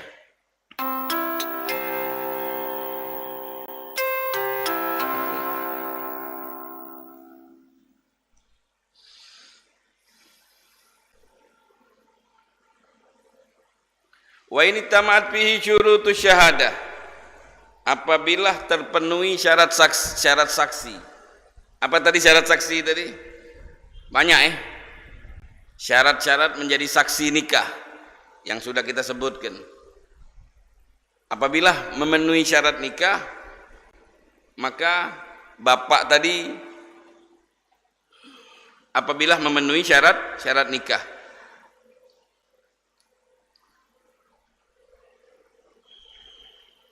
artinya bapak itu kan saksi, wali nikah, yang menikahkan itu bapak. Kemudian dia tidak mau jadi wali, dia nyuruh orang lain jadi wali, dia mau jadi saksi, maka bapak tadi itu tidak berhak menjadi saksi, tapi dia berhaknya menjadi wali. Walaupun bapak itu bisa juga jadi saksi, memenuhi syarat-syarat yang sudah disebutkan terpenuhi oleh bapak itu, maka kamu itu tidak bisa, kamu harus jadi wali. Bila tidak memenuhi syarat kewalian yang sudah disebutkan, syarat kesaksian, syarat saksi tadi tidak memenuhi, contohnya tidak memenuhi apa? Tidak memenuhi baligh. Kalau dia masih kecil, anak kecil boleh tidak jadi wali? Jadi saksi? Tidak boleh. Anak kecil tidak boleh jadi wali, tidak boleh jadi saksi, karena masih kecil. Orang gila boleh jadi wali, boleh jadi saksi, tidak boleh jadi saksi orang gila. Kenapa? Karena mereka bukan ahli syahadah, bukan ahlinya untuk menjadi saksi. Jadi kalau sudah memenuhi syarat maka boleh. Kalau tidak memenuhi syarat yang disebutkan, maka tidak sah nikahnya. Wa yasihun nikah bi syahadah ibnai zaujaini wa aduwihima wa bimasturil adalah. sah nikah disaksikan oleh anak atau anak suami atau anak istri. Berarti yang sudah pernah menikah ini, ada perempuan punya anak, kawin. Siapa jadi saksinya? Anak dia. Jadi saksinya anak dia, maka sah nikahnya. Atau anaknya suami, jadi kawin, duda, punya anak, kawin. Siapa yang jadi saksi? Anak dia. Sah enggak? Sah. Jadi saksi itu tidak mesti dari keluarga atau bukan keluarga, tidak mesti, siapapun sah jadi saksi nikah, asal dengan syarat-syarat tadi itu. Walaupun anaknya sendiri boleh jadi saksi, anaknya, anak kita, ada si A mau nikah, yang menjadi saksi itu anak dia, boleh. Syaratnya 2 kan? Atau musuh kita. Jadi kalau ada orang mau nikah, yang mensaksikan siapa dia? Orang yang memusuhi kita, yang benci sama kita. Atau masturul adalah, boleh juga orang yang tidak dikenal. Ini orang baik, orang adil atau orang fasik, namanya mastur. Orang yang belum kita ketahui apakah dia ini adil atau tidak. Pergi ke Prabu Muli, mampir ke sana, pengen kawin. Siapa saksi? Cari depan, lihat ada tukang yang nyapu-nyapu ini. Pak sini Pak, melok Pak sini Pak. Saksikan aku nak kawin. Sah ada Ustaz? Sah. Siapa wong ini? Masturul adalah. Tidak kenal sama orang ini. Sah nikahnya. Asal mau. Cuman jangan tidak nyusu gino aja gitu. Kalau mau, lajulah. Angkat ke sana kawin. Yang jadi saksinya siapa? Orang tidak kenal. Apakah dia ini orang baik atau tidak? Boleh. Apa itu masturul adalah? Mastur itu tertutup artinya. Adalah itu keadilannya, kesalehannya. Dia ini terkenal secara dohir baik, tidak tahu secara batinnya. Kayak kita nih kan secara dohir baik, kalau udah tahu belakang kita udah tahu. Nah itu namanya masturul adalah. Orang yang secara dohir, secara nampak di kasat mata, dia orang baik. Nah itu jadi syaratnya saksi nikah. Jadi kalau mau nikah harus ada saksi. Bagaimana syaratnya saksi? Yang tadi kita sebutkan. Nah ini syaratnya mempelai. Syaratnya suami. Pertama syaratnya suami itu harus laki-laki, tulen. Tidak boleh laki-laki jadi-jadian. Gitu juga perempuan, syaratnya perempuan tulen. Sekarang ini bahaya. Makai bedak, rapi, makai baju betino, pas ngomong dikit nyangal. Lanang. Makanya nak hati-hati kalau kawin, apalagi kenal di Facebook. Hati-hati, pagai dulu, dengar dulu suaranya. Kalau suaranya lah benar, halus, asli, bicanya asli, ini Ustaz Barang ini. Asli, kawin ini. Tapi kalau suaranya nyegak-nyegak dikit, dengar lagi. Kalau sudah, oi, nah ini tidak asli, palsu. Kenapa sekarang ini ada lanang asli, lanang palsu? Sago sekarang ini betino asli, betino palsu juga. Ada yang sepuan, yang tidak asli. Nah itu jadi ini insya Allah aman. Kalau nak kawin itu lah normal ya. Kecuali kalau kawin sama jenis itu tidak normal itu. Az-zauju syaratnya suami, calon. Kan belum jadi suami kan? Kenapa dinamakan zauju syaratnya? Biasanya di kitab tuh kalau di bahasa Indonesia mempelai kan yang akan melangsungkan ijab kabul. Tapi belum ijab kabul, sudah suami belum? Belum. Ini dalam sastranya namanya ibaroh lima sayakun. Ibaroh lima sayakun. Ungkapan yang nantinya bakal terjadi kayak gini, diungkapin sekarang. Ini istri, ini suami, mana lanang istrinya, mana suaminya ini. Belum jadi suami istri, baru nak ijab kabul. Iya nanti kalau habis ijab kabul jadinya suami istri, maksudnya begitu. Itu ada. Inni aroni anni aksiru khomron. Ada dalam surah cerita Nabi Yusuf itu. Aku bermimpi, aku melihat memeras khomer, minuman keras. Benar tak minuman keras yang diperas? Meras anggur, nanti bakal jadi apa? Anggur itu kalau diperas jadi apa? Minuman. Dia ngomong aku meres minuman. Salah, meres minuman. Meres anggur yang bakal jadi minuman. Artinya apa dia? Dia nyebutkan sesuatu yang sudah diperas, padahal belum diperas itu anggur itu. Belum dikelola, masih bentuk buah anggur. Jadi azod, nantinya bakal jadi zod. Ikhtiar, artinya tidak dipaksa. Sama-sama suko. Zukuro, laki-laki yakinan tulen. Tahu yaki-yaki tulen? Anang. Ada tandonyo. Walaupun gayanya gaya lemes. Ada kan sekarang lanang kan gaya lemes, nyelemer ujung Palembang. Gayanya nyelemer, ngedem. Ini Ustaz becak, bukan cak wong lanang Ustaz becak. Banci-bancin. Iyo, tandonyo ada. Tandonyo itu yang menunjukkan lanang. Tandonya. Kedua tandonya apa dia? Demen sama betino. Tandonya wong lanang tu demen sama, kalau ada wong lanang laki-laki dak demen sama betino, dak normal. Tidak normal. Kalau ada wong itu tandonya wong lanang itu tandonya lanang jati itu yang benar lanang jati. Cuman cago yang benar, jangan cago tidak benar. Jadi harus zukuro yakinan, laki-laki tulen. Laki-laki itu tulen. Watayin jelas. Orang itu jelas. Artinya apa dia? Ada orang itu muayyan, tertentu. Siapa yang mau kawin? Si A sama si B. Siapa yang nak kawin? Salah siko budak yang hadir majelis ini sama salah siko yang di belakang. Mana jelas? Salah siko itu siapa? Apa ustadznya apa? Apa yang mana apa? Kan tidak jelas itu kan. Siapa yang nak kawin? Ya jelas orangnya tadi itu jelas. Yang mana yang calon perempuannya? Oh ini Ustaz. Nah jelas ini namanya. Ada 10 lanang, 10 betina yang nak kawin salah sikok dari sini Ustaz. Mana jelas itu? Itu namanya ghairu muayyan. Itu tidak sah. Jadi mempelainya jelas, lakinya jelas, perempuan jelas. Kalau di Palembang jelas tak kira-kira pengantinnya? Jelas. Pakai slayer bulo yang betinonya, minyak wanginya bulo. Yang lanangnya pakai baju adat. Iya kan? Jelas tak?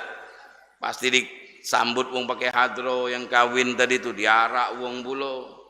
Jelas yang kawinnya. Kalau seandainya kawinnya sama bajunya itu, yang mana yang kawin tidak tahu, salah sikok belah pilih. Tidak sah. Jadi harus jelas siapa yang menikah. Kalau tidak jelas maka tidak sah. Wa ilmuhu bi ismil mar'ah. Mau dikawinkan siapa dulu namanya?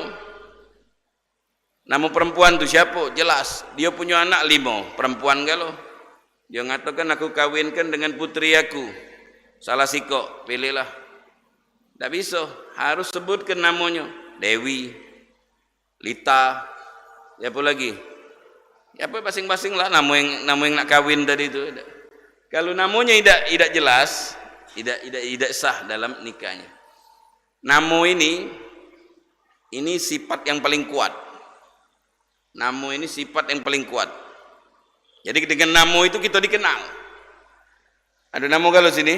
Ada yang tidak ada benamo? Ada namo kalau tidak laki, tidak perempuan benamo gitu. Itulah tandonya. Ada namo. Kalau tidak ada namo, payu marhaban kan sekarang. Namoi sekarang. Ada namo. Namo kita jelas. Perempuan juga kalau yang nak kawin, namanya mesti jelas. Siapa namanya? Yang sesuai dengan KTP yang diunjuk oleh bapaknya. Misal si A diunjuk oleh bapaknya namo. Si A ni tadi. Tahu-tahu nak ngerubah namanya. Boleh apa tidak? Boleh. Bahkan kalau namo kita tidak baik, kurang bagus, ganti yang bagus. Nabi Muhammad sukanya gitu. Kalau ada nama sahabat ni tidak bagus, artinya tidak bagus, digantinya. Contoh, sahabat Nabi itu ada yang namanya Hazan. Apa arti Hazan? Sedih. Namanya sedih. Kan tidak bagus kan? Ya artinya madai namu kau sedih. Namu tu bebas nak namu apa be. Sedih namu dia. Kata Nabi jangan sedih namu kau, ganti bae senang. Dia jawab apa? Aku tidak mau merubah namu yang sudah diberikan oleh wong tua aku. Dah galak dia ngerubah. Ya sudah tak apa-apa, hak kita. Namu tu tak pacak diganggu gugat. Ada wong namanya Abdullah, ada wong namanya Abdillah, ada namanya Abdullah. Seserah dia, hak-hak aku, namu aku. Kalau dalam nahu kan Abdullah, namu ngapa nak Abdillah itu? Dak katik mulo kasro abdinya tu. Kan bahasa Arab tu kan ada aturannya ya, ada nahu sorobnya dalam bahasa Arab. Seserah aku, namu aku, dak baca digugat. Ja'ah Abdillah, ra'aitu Abdillah, marartu bi Abdillah. Pernah belajar nahu dak ini? Pernah belajar nahu dak? Belum Nah, jadi itu dalam namu itu tidak bisa dirubah. Akhirnya orang yang tidak mau dirubah tadi itu dia punya cucu. Cucunya ulama. Cucunya ngatakan, kami keluarga kami ini ada satu hari dalam setahun. Kami ini sedih. Mungkin gara-gara namu yang tidak mau dirubah oleh kakek kami, oleh Rasulullah. Jadi dalam setahun itu ada satu hari dia lesu galon, sedih. Nah, makanya namu itu adalah doa. Banyak wong nunjuk namu yang hebat-hebat namunya. Imam Syafi'i. Wih, benar-benar kau ni. No, namu aku biar jadi macam Imam Syafi'i. Imam Syafi'i itu denger be hafal. Misalnya denger, hafal langsung. Macam nyingok be hafal. Saking hebat Imam Syafi'i. Dikatakan oleh ulama, otaknya manusia separuh dunia ni sama otaknya Imam Syafi'i. Separuh dunia. Kita lah ngapal, kalau diazan ke wong, lah dikomat ke wong, tak apal-apal gitu. Saking sulitnya tadi. Itu hebatnya Imam Syafi'i. Ada lagi wong ngenjuk namu hebat. Muhammad apa dia? Nama ulama, Salahuddin Al-Ayyubi. Wih, nama pahlawan supaya jadi macam dia. Boleh macam itu tunjuk nama-nama yang bagus. Makanya kalau kita punya anak kakek, ibu-ibu atau adik-adik ini, itu tunjuk kasih nama yang bagus-bagus, yang ada artinya lah namanya. Aku nak ngambil di Quran Ustaz, letak tengah Quran. Naru jahannam. Nah, maju ke Ustaz naru. Iyo, memang benar. Cuman jangan yang tidak bagusnya jangan. Ambil yang bagus-bagus, tunjuk nama tu yang bagus-bagus, terutama yang Islami. Yang ada artinya Islami. Bagus, kita ni umat Islam. Pede dan bangga dengan keislaman kita. Jangan tak bangga dengan keislaman kita. Aku cak nama orang bagat dah. Cak orang bagat. Iyo, lain orang bagat kita ni orang timur. Pedelah dengan keislaman kita, bangga kita jadi muslim. Nah, jadi namanya jelas. Siapa yang nak kahwin tadi? Namanya, ada namanya. Wa ainaha, wongnya, orangnya. Mana wong yang kahwin?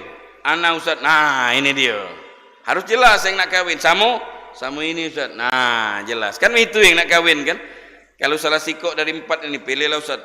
Nak kahwin Ustaz. Dah sah. Harus jelas ke dulu. Yang mana? Ini Ustaz. Nah, ini bagus. Jadi harus tahu orangnya. Tidak ihram haji atau umrah. Nak kahwin di Mekah Ustaz. Okey, boleh. Tapi kelar ke dulu ihramnya. Selesai umrah, selesai haji, kahwin di sana, boleh. Jangan lagi baju ihram. Tahu muhrim? Muhrim itu orang yang lagi ihram. Orang yang lagi ihram. Muhrim. Orang yang lagi ihram itu tidak sah nikahnya. Jadi kalau mau kahwin, selesaikan dulu. Ihram apa ini? Ihram umrah. Baru tawaf Ustaz. Nah, sa'ilah dulu sana lah. Kami tunggu di Ka'bah. Sa'i, cukur rambut, udah. Nah, sini, kau duduk sini, kelar dia umrohnya.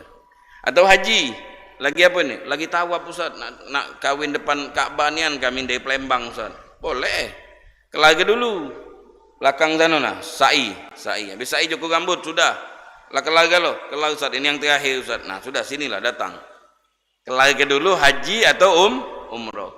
Kalau lagi tengah-tengah haji, tak boleh kahwin. Atau tengah-tengah umroh, pakai baju ihram. Nawaitu umrah wa ahramtu biha lillahi ta'ala labbaik Allahumma bi umrah labbaik Allahumma umroh. Jalan dia. Baru nak tawaf, nak kawin. Kaget dulu. Kelar ke dulu. Selesai acara ini baru kawin. Atau haji, selesaikan dulu sampai dia tahallul yang kedua, baru boleh kawin. Selagi dia dalam pelaksanaan ibadah haji, ibadah umroh, maka tidak boleh nikah. Al-muhrim, kata Nabi Muhammad, la yankih wa la yunkih. Tidak boleh kawin, tidak boleh mengawinkan.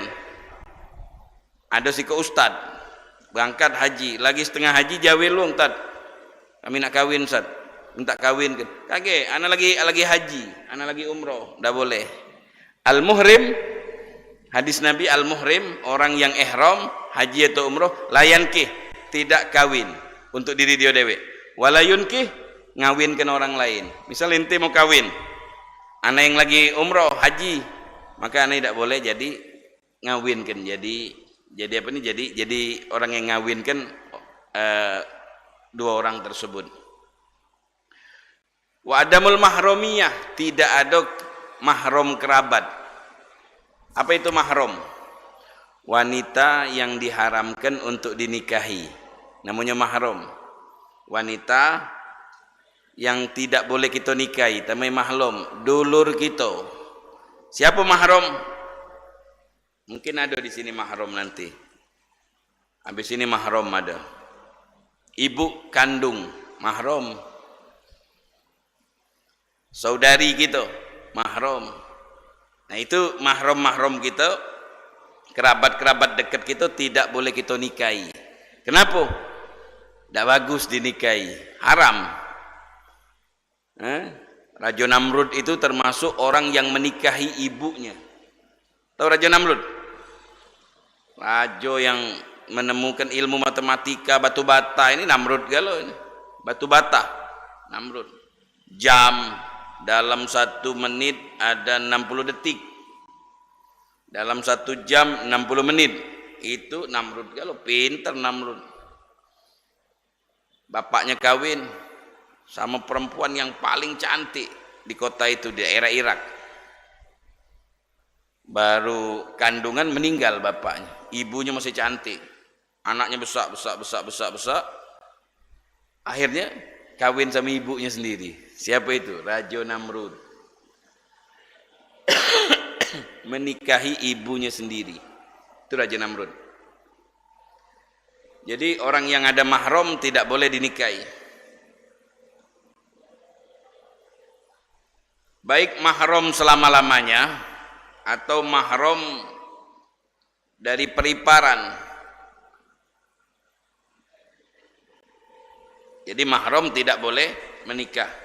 Nah ini mahram. Siapa itu mahram? Mahram itu yang disebutkan oleh Allah dalam ayat Al-Quran. Mereka yang disebutkan oleh Allah dalam ayat Al-Quran, hurrimat alaikum ummahatukum wa banatukum wa akhawatukum wa ammatukum wa khalatukum wa banatul akhi wa banatul ukhti. Itu mahram itu. Ibumu mahram. Yang dimaksud ibu di sini siapa orang wanita yang melahirkan kamu atau melahirkan yang melahirkan kamu. Itu definisinya ibu nih. Yang melahirkan kita siapa? Ibu. Yang melahirkan ibu kita siapa? Nenek. Begitu seterusnya. Jadi ibu itu mahram kita tuh ibu, kedua nenek, ketiga ibunya nenek, keempat nenek tadi tuh, nenek ini sampai ke cucu, itu mahram kita galau itu. Makanya dalam ayat itu ummahat itu katonya kato jamak, bukan kato tunggal. Ibu-ibu kamu. Jadi ibu, nenek sampai Siti Hawa mahram sama kita. Kenapa? Karena dia orang yang menjadi sebab lahirnya kita. Tahu artinya ibu di situ? Seluruh wanita yang menjadi saksi yang melahirkan kita, itulah, atau melahirkan kita, melahirkan ibu, itulah nenek. Itu mahram kita. Siapa lagi? Banat, anak putri gitu, putri gitu. Siapa orang yang kita lahirkan, kita menjadi sebab, atau yang melahirkan cucu kita. cucu-cucu ke bawah, sampai cucu-cucu yang di ujung hari kiamat. Kalau kita masih hidup, itu mahram kita. Tak boleh kita nikahi. Boleh tak kawin sama cucunya dewek? Tak boleh. Boleh tak kawin sama ibunya, neneknya?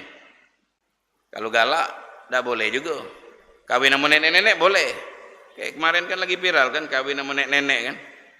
Lagi ngetren zaman sekarang ini aneh-aneh. Wa akhawatukum, saudari. Saudari-saudari kita itu bukan mahram, mahram dia. Tak boleh dikawini. Saudara kita punya dulur betino gitu. Mahram kita itu. Tak apa salaman nama dia, tak boleh dinikahi. Wa ammatukum, bibi-bibi kita.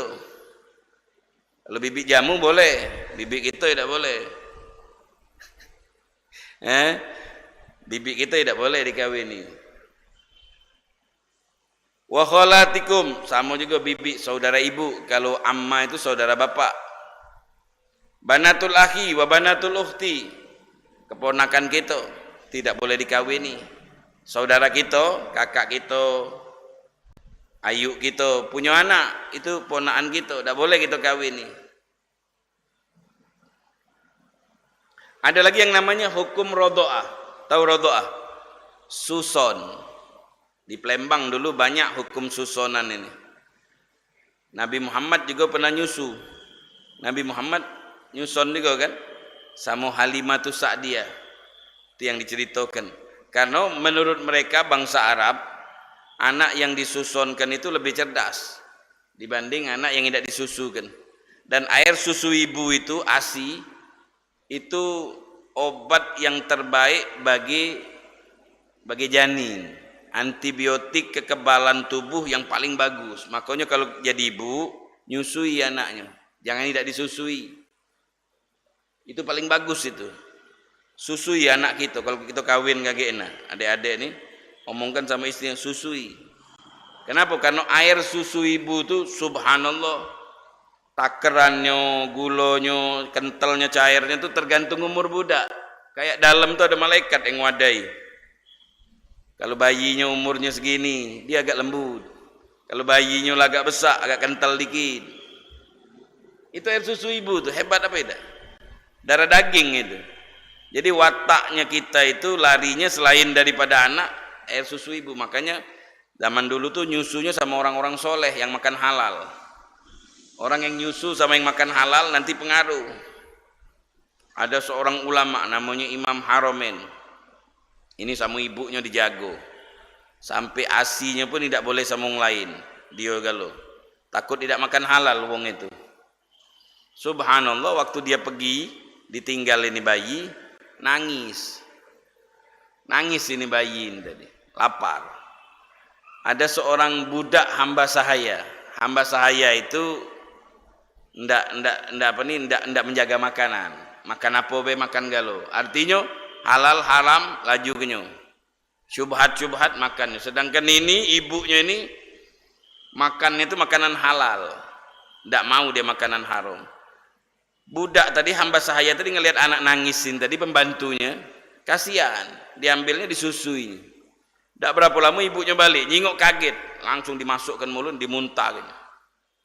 Dilepe gitu. Yang sudah masuk sampai anak itu hampir mati gitu. Akhirnya jadi ulama.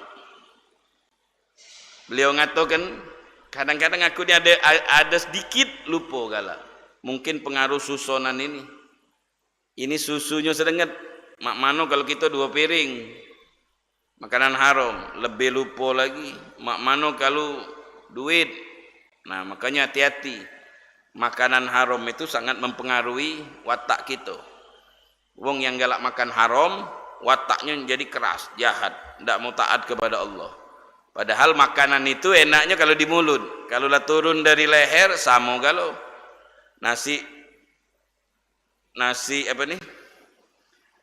Nasi kebuli. Tahu nasi kebuli? Sama nasi mutung. Di mulut lemaknya. Kalau sudah turun ke sini, sama. Tahu nasi mutung? Sama. Kalau sudah turun sini, kalau di mulut ya lemak. Itulah makanan itu. Makanya hati-hati, terutama yang belajar ilmu agama, makanan. Jangan sampai makan yang haram. Syubhat be lagi dihindarkan. Apalagi yang haram. Dia menjauhkan diri dari yang haram. Nah, ini susunan. Jadi syaratnya nyusu itu yang pertama ada syaratnya. Syaratnya susun itu yang disusui itu anak kurang 2 tahun, bayi. Bukan bapaknya. Yang nyusu ini anak kurang 2 tahun, bayi yang kurang 2 tahun nyusu sama dia. Baru ada susunan, anak susun. Terus yang nyusu ini minimal 9 tahun. Kalau masih umur 6 tahun nak nyusui, adik-adik ini, tak baca anak ini. Minimal yang sudah ada susunya. Kalau belum ada susu, tak baca. Kemudian sudah ada susunya. Kalau kata susunya, tidak bisa. Dan syaratnya lagi minimal 5 kali susuan. Khamsu radha'at ma'lumatin yuharrimna. 5 kali nyusu. Dulunya itu katanya dalam Al-Quran itu asyru radha'at, 10 kali susuan. Dihapus hukumnya menjadi khamsu radha'at, 5 kali susuan. Contoh pagi dia nyusu sekali. Agak jam 12 nyusu lagi. Jam 2 nyusu lagi 3. Jam 4 nyusu lagi 5. Habis maghrib habis buka nyusu. Berapa kali ini? Anak ini kurang 2 tahun. Maka anak ini jadi anak susonnya ibu yang nyusui. Ibu ini jadi susu. Ibu susonnya. Suaminya yang dari dia lantaran ada susu. Dan orang ada susu kan karena kawin. Kalau tak kawin tak punya susu. Menjadi bapak suson. Misalnya ini anak punya istri ini, nyusu sama bayi sini. Anak bapak susonnya. Mahram. Kalau ini laki, anak kami ini, anak suson tapi. Kalau ini perempuan, putri kami ini. Padahal kami tidak pernah ngandung dia nih. Anak suson itu namanya. Karena sudah 5 kali nyusunya. Terus kami punya anak. Kami punya anak, namanya saudara suson. Saudara suson. Kami punya ibu, nenek suson. Ya, nah, itu namanya hukum radha'ah. Jadi kalau dia nyusu, masuk susunya ke dalam perut, tidak dimuntahkan, baik nyusunya langsung atau nyusunya tidak langsung. Tahu tidak langsung? Susunya diwadai botol. Diperes, diwadai botol, kemudian diminumkan. Tahu-tahu ini siapa? Susunya si A, diminumkan sama si bayi. Maka kalau 5 kali jadi ibu suson. Ngerti tak? Nah, jadi itu hukum radha'ah. Berapa syaratnya hukum radha'ah tadi itu? Yang pertama, yang menyusu hendaklah bayi yang belum berumur 2 tahun. Sampai umur 2 tahun. Kalaulah di atas 2 tahun, tidak dinamakan susunan lagi. Bayi syaratnya. Yang kedua, anak yang menyusui ini berumur 9 tahun ke atas. Lah ada susunya. Kalau masih belum balik, tidak ada susunya. 9 tahun ke atas. Terus nyusunya 5 kali. Kalau masih 3 kali belum susunan. Ada seorang bayi nangis disusui sekali, nyusu dia. Habis ini tidak disusui lagi, anak belum ini? Belum dinamakan anak. Syaratnya anak susun itu kalau 5 kali susunan. Kira-kira dipahami? Wasab'un minar radha'. Ada 5 anak susunan. Dalam hadis disebutkan yahrum minar radha' ma yahrum minal walada. Ma yahrum minal wilada. Mahram radha' sama seperti dengan mahram kerabat, ngelahirkan, kandung. Jadi yang nyusu itu seperti anak-anak kandung. Cuman ada bedanya. Apa bedanya anak susun sama anak kandung? Di antaranya anak susu itu tidak dapat waris. Anak kandung dapat waris. Kalau ada orang meninggal, maka ahli warisnya yang kandung-kandung ini, yang susu tidak batal wudu anak susunan ini, tapi tidak dapat waris. Itu diantaranya. Yang pertama yang mahram dari susonan ini ibu suson. Ibu suson itu mahram kita. Seandainya ada yang di sini dulu waktu masih kecilnya dia nyuson sama perempuan, maka itu jadi ibu suson dia. Ibu suson dia. Kemudian wal bintu, anaknya orang yang nyusu tadi itu, anak suson. Wal ammah, paman. Wal khalah, bibi. Ammah itu ya bibi, tapi bibi saudara bapak. Khalah itu bibi juga, bibi saudara ibu. Bintul ponakan dari orang yang nyuson. Bintul ukhti, ponakan minar rodho dari susonan. Nah, jadi kalau ada susonan, saudara sesuson, maka itu mahram, tidak boleh dinikahi. Pernah di zaman dulu ada seorang menikah, sudah punya anak banyak. Akhirnya dia ngomong sama istrinya, kita ini kurang lengkap kata di keluarga kita ini. Kamu punya ibu tak katanya? Ulah meninggal ibu aku.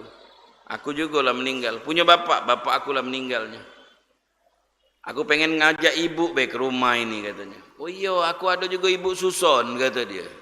Di mana ibu suson kamu? Di sebuah tempat sini. Kita ajak ke sini ibu kita tuh. Datang dia 2 laki bini ini. Lah punya anak. Akhirnya, ini ibu suson anak. Oh ini anak suson. Kau ini siapa katanya? Si anu. No, kau ini anak suson aku juga kata dia. Berarti yang kawin yang punya anak ni siapa? Dulu suson, lah punya anak. Langsung dia nangis dia lah, cinta lah ini. Masuk bilik dah galak metu lagi. Akhirnya minta fatwa ulama. Mana ini? Dulu suson, tidak tahu dia ni dulu suson kan. Kawin punya anak.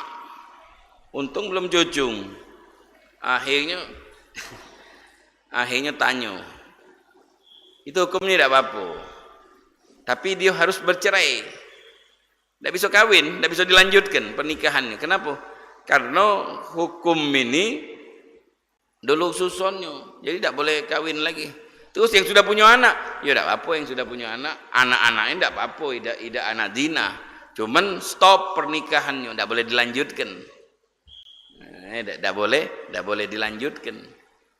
Jadi saudara daripada suson itu seperti saudara kita.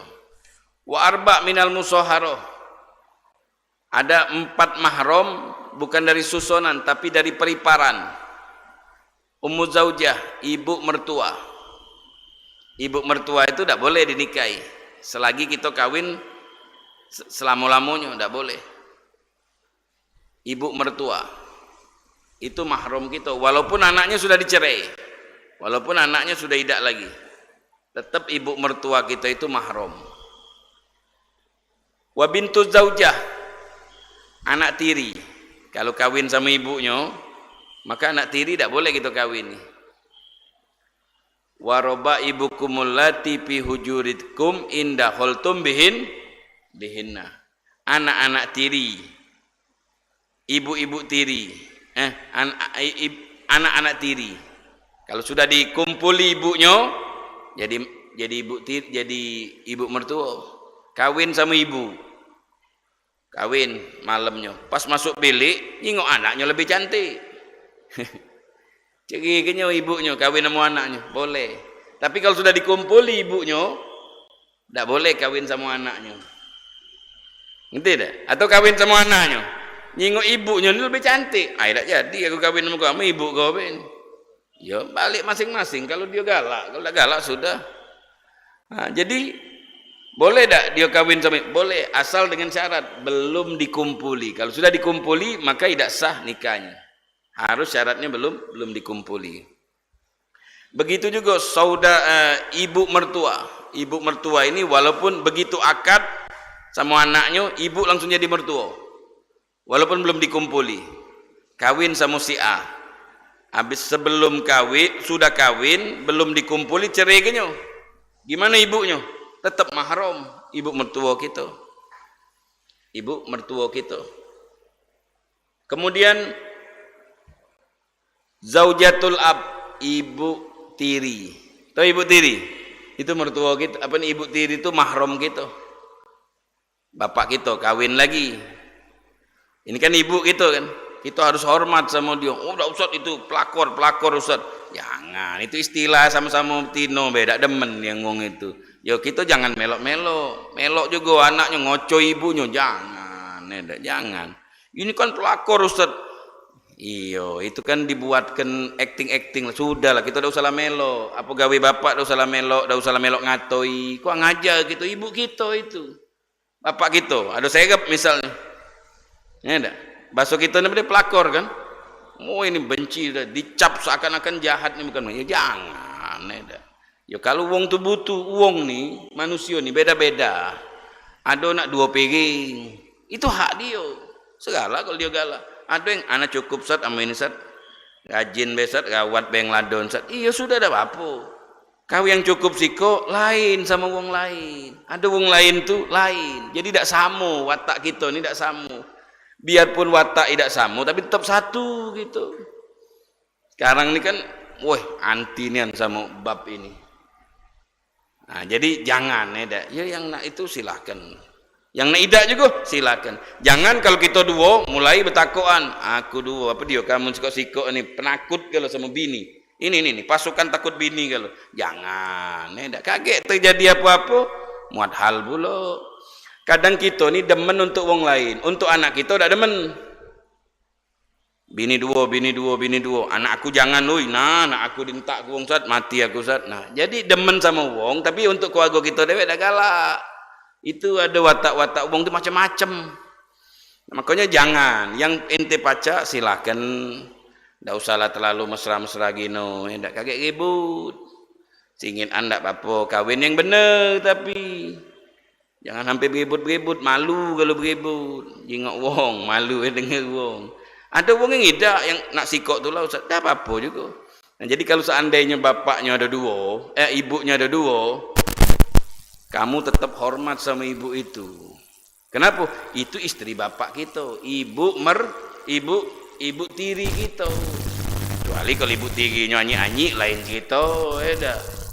Nah, itu kita hormat, itu keputusan bapak kita macam itu dengan cara yang benar. Kawin, bukan gelap, dah dengan cara yang benar gitu. Nah, itu kita harus hormati dengan cara yang benar, yang baik, yang bagus ya silakan. Yang idak juga tak apa-apa. Jangan yang idak nguyok yang dua nguyok yang siko. Jangan. Itu masing-masing keputusan itu pribadi. Tidak pacak. Tidak pacak dicaci ini itu tidak bisa. Wa zaujatul ibni, menantu kita. Mahram. Mantu kita. Anak kita kawin sama si B. Si B itu mantu kita. Maka hukumnya si B itu ya mantu anak kita. Jadi ada berapa yang tidak boleh kita kawin nih? Ibu mertua 1, anak tiri kita kalau kita lah kumpul sama ibunya 2, ibu tiri mantu kita, ibu tiri, terus yang keempat menantu kita. Itu mahram kita kalau mahram kita. Jadi tidak boleh kita nikahi orang itu. Ngerti? Itu namanya mahram bil musaharo, dengan pernikahan. Mahram bil musaharo ada berapa? Ada 4. Tadi itu mahram bin nasab 7, mahram bil rodok 7 sama. Jadi mahram rodok 7, mahram nasab 7, mahram musaharo, mahram bil jam'i sekarang. Siapa ini mahram bil jam'i? Kullu imra'ataini bainahuma nasab aw radha law furidat ihdahuna zakar ma kaunihal ukhra harumatan akuha. haruma tanakuhuhuma kal uhten. Dua wanita yang ada kerabat, seandainya sikok lanang, sikok betina tak boleh kawin. Misal, ada dua wanita. Siapa ini? Ini betina, duiko. Dia ni kerabat, misanan. Seandainya yang satu kita takdirkan lanang, yang satu kita takdirkan betina, tidak boleh menikah dia berdua ni. Nah, itu namanya kalau kita kawin satu, tidak boleh mbek sikoknya. Dua beradik. A kakak, B adik. Seandainya si A ini, adik ini jadikan lanang, boleh tak kawin dua beradik? Tak boleh. Kita kawin sikok, tak boleh ngembek yang sikoknya. Kita kawin sama adiknya. Nak nambah Ustaz. Ngapa? Ngembek kakaknya anak juga. Ladas kawan. Mana boleh orang lain. Itu ipar kau dewek. Jadi ipar. Atau kita kawin sama seseorang. Kawin sama keluarga dia juga. Yang seandainya sikok lanang, sikok betina tak boleh kawin, maka tak boleh digabungkan. Jadi ini namanya pada mahram bil jam ini tidak boleh digabungkan. Dua-dua ni kerabat tak boleh. Kawin sama sikok anak sama sikok ibunya, bini dua. Mana boleh. Sikok baik, pilih sikok. Dua beradik misalnya, tak boleh. Ipar kita tak boleh kita nikahi. Mahram. Ya cuman mahram cuman tak boleh dekat-dekat juga. Ipar kita. Atau siapa lagi? Bibinya istri kita punya bibi. Nak dikawin tak boleh. Kenapa? Karena istri kita sama bibinya, seandai satu lanang satu perempuan, boleh tak seorang kawin sama bibinya sendiri? Tak boleh. Saudara ibu atau saudara bapak. Nah, jadi ini namanya mahram bil jam'i. Setiap dua wanita, kalau satunya ditakdirkan lanang, satunya ditakdirkan perempuan, dinikahkan tak bisa, maka tak boleh dikawinkan dua-duanya. Sikok mbek lah, duikok jangan. Sikok ambillah. Nak kawin sama itu Ustaz? Boleh. Syaratnya cerai ke dulu ini. Oh jangan Ustaz, aku nak nambah. Mana boleh.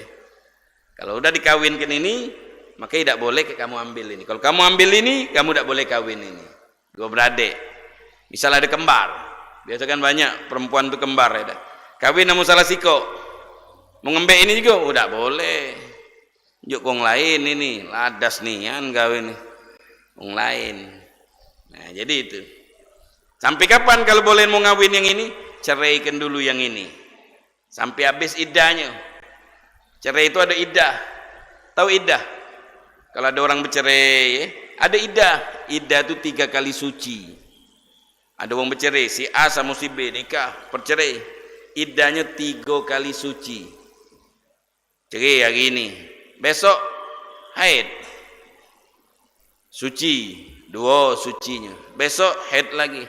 3 suci. 3 kali suci. Nak kawin sama orang lain lajulah. Atau nak balik tergantung. Nah, jadi 3 kali suci. Kalau ditinggal mati, ada iddah juga. Jangan iddah. Lakinya mati 3 hari dia lah ngayap. Lamajang apa dia? Bahasa kita di Facebook lamajang. Terlalu cepat itu 4 bulan 10 hari. Kalau laki kita meninggal, ibu 4 bulan 10 hari di rumah. Tak boleh keluar. Boleh duduk jabo tu boleh, mencari angin malam-malam, main ke depan tetanggonya, boleh. Bukan duduk di rumah bilik tu tidak, boleh keluar. Kalau ada hajat boleh. Dah kata Ustaz yang disuruh-suruh tu dah ada. Boleh ke depan, habisnya balik. Ada kebutuhan Ustaz nak beli gula Ustaz, kalau tak ngopi ni sagu Ustaz, belilah di depan itu. Jangan beli gulanya di IP. Habisnya ke JM. Beli gula, di Ustaz Alwi yang boleh. Nah, itu kan galak ngelantu jawabnya. Depan warung rumah tu ada. Apa nak ke JM itu? Ya sekalian Ustaz. Nah, itu kan tak boleh. Jadi ada seorang ulama. Seorang ulama ini alim, namanya Imam Zamakhsyari. Dia punya kitab tafsir Al-Kasyaf. Pintar, ulama besar. Dulunya pahamnya Mu'tazilah. Kalau dalam tauhid itu ada paham Mu'tazilah. Mu'tazilah paham tadi. Akhirnya dia naik kapal. Di tengah laut itu diombang-ambing oleh ombak. Diombang-ambing oleh ombak. Akhirnya dengan lantang dan sombongnya dia, tongkatnya dipukulkan di lantai kapal. Wahai lautan kecil, tenanglah, di atasmu ada lautan besar, lautan ilmu maksudnya. Kamu tuh lautan kecil, tidak usahlah berombak-rombak, mantep. Aku nih lautan ilmu, diem baik aku nih katanya. Akhirnya ada ikan keluar. Kau lautan apa katanya? Iya lautan. Aku bertanya, kalau kau terjawab, aku berguru sama kau. Tapi kalau kau tidak terjawab, kau berguru sama aku katanya. Nah lajunya, tidak tahu aku apa kau. Aku yang pinter katanya. Ada seorang suami istri katanya. Suami istri. Lakinya berubah wujud. Jadi patung siko, jadi macan siko. Lakinya, mak mana bininya nih tadi? Terus kawin, apa cegi katanya. Idahnya idah apa? Nah kata dia, dah katik di buku ini. Laki jadi apa nih? Jadi macan, jadi apa? Dah tahu katanya. Aku dah tahu. Padahal ulama besar dia, dah tahu. Nah makanya kau jangan sombong kau. Kami ini sebenarnya lebih alim dari kamu. Makanya setiap ada wong alim, pasti di pucuknya ada wong yang lebih alim. Di dunia ini, setiap ada wong pinter, pasti di pucuknya ada wong pinter. Ada wong pinter, ada wong pinter. Tidak bakalan lain. Sampai siapa? Sampai Allah. Artinya apa dia? Jangan sombong. Kalau kita punya kelebihan harta, jangan sombong. Kita punya kelebihan ilmu, jangan sombong. Setiap di atas kita tuh pasti ada lagi yang lebih dari kita. Tidak ada apa nih? Pas setiap ada atap, pasti ada atap istilahnya. Nah ini aku ajari kau. Dengar katanya. Kau jadi murid aku katanya. Iya katanya. Kalau dia berubah jadi patung, iddah istrinya ni 4 bulan 10 hari seperti orang mati. Kalau dia berubah wujud jadi hewan, 3 kali suci katanya. Sama beda dengan dicerai katanya. Itu katanya. Nah, makanya jadi pelajaran kau. Kalau kau alim jangan sombong. Di atas langit ada langit. Ma'asyiral hadirin wal hadirat yang dimuliakan oleh Allah Subhanahu wa taala, mungkin inilah yang bisa kita sampaikan pada siang hari ini di bulan Ramadan. Mudah-mudahan bisa bermanfaat. Wassallallahu ala sayyidina Muhammadin wa ala alihi wasallam. Walhamdulillahi rabbil alamin. Alhamdulillahirabbil alamin. Terima kasih pada Al-Mukarram Al-Ustaz Al-Habib Alwi bin Sa'ad Segaf. Selanjutnya yaitu masuk sesi tanya jawab. Bagi ikhwan itu silakan mengangkat tangan, dan bagi akhwat itu silakan tuliskan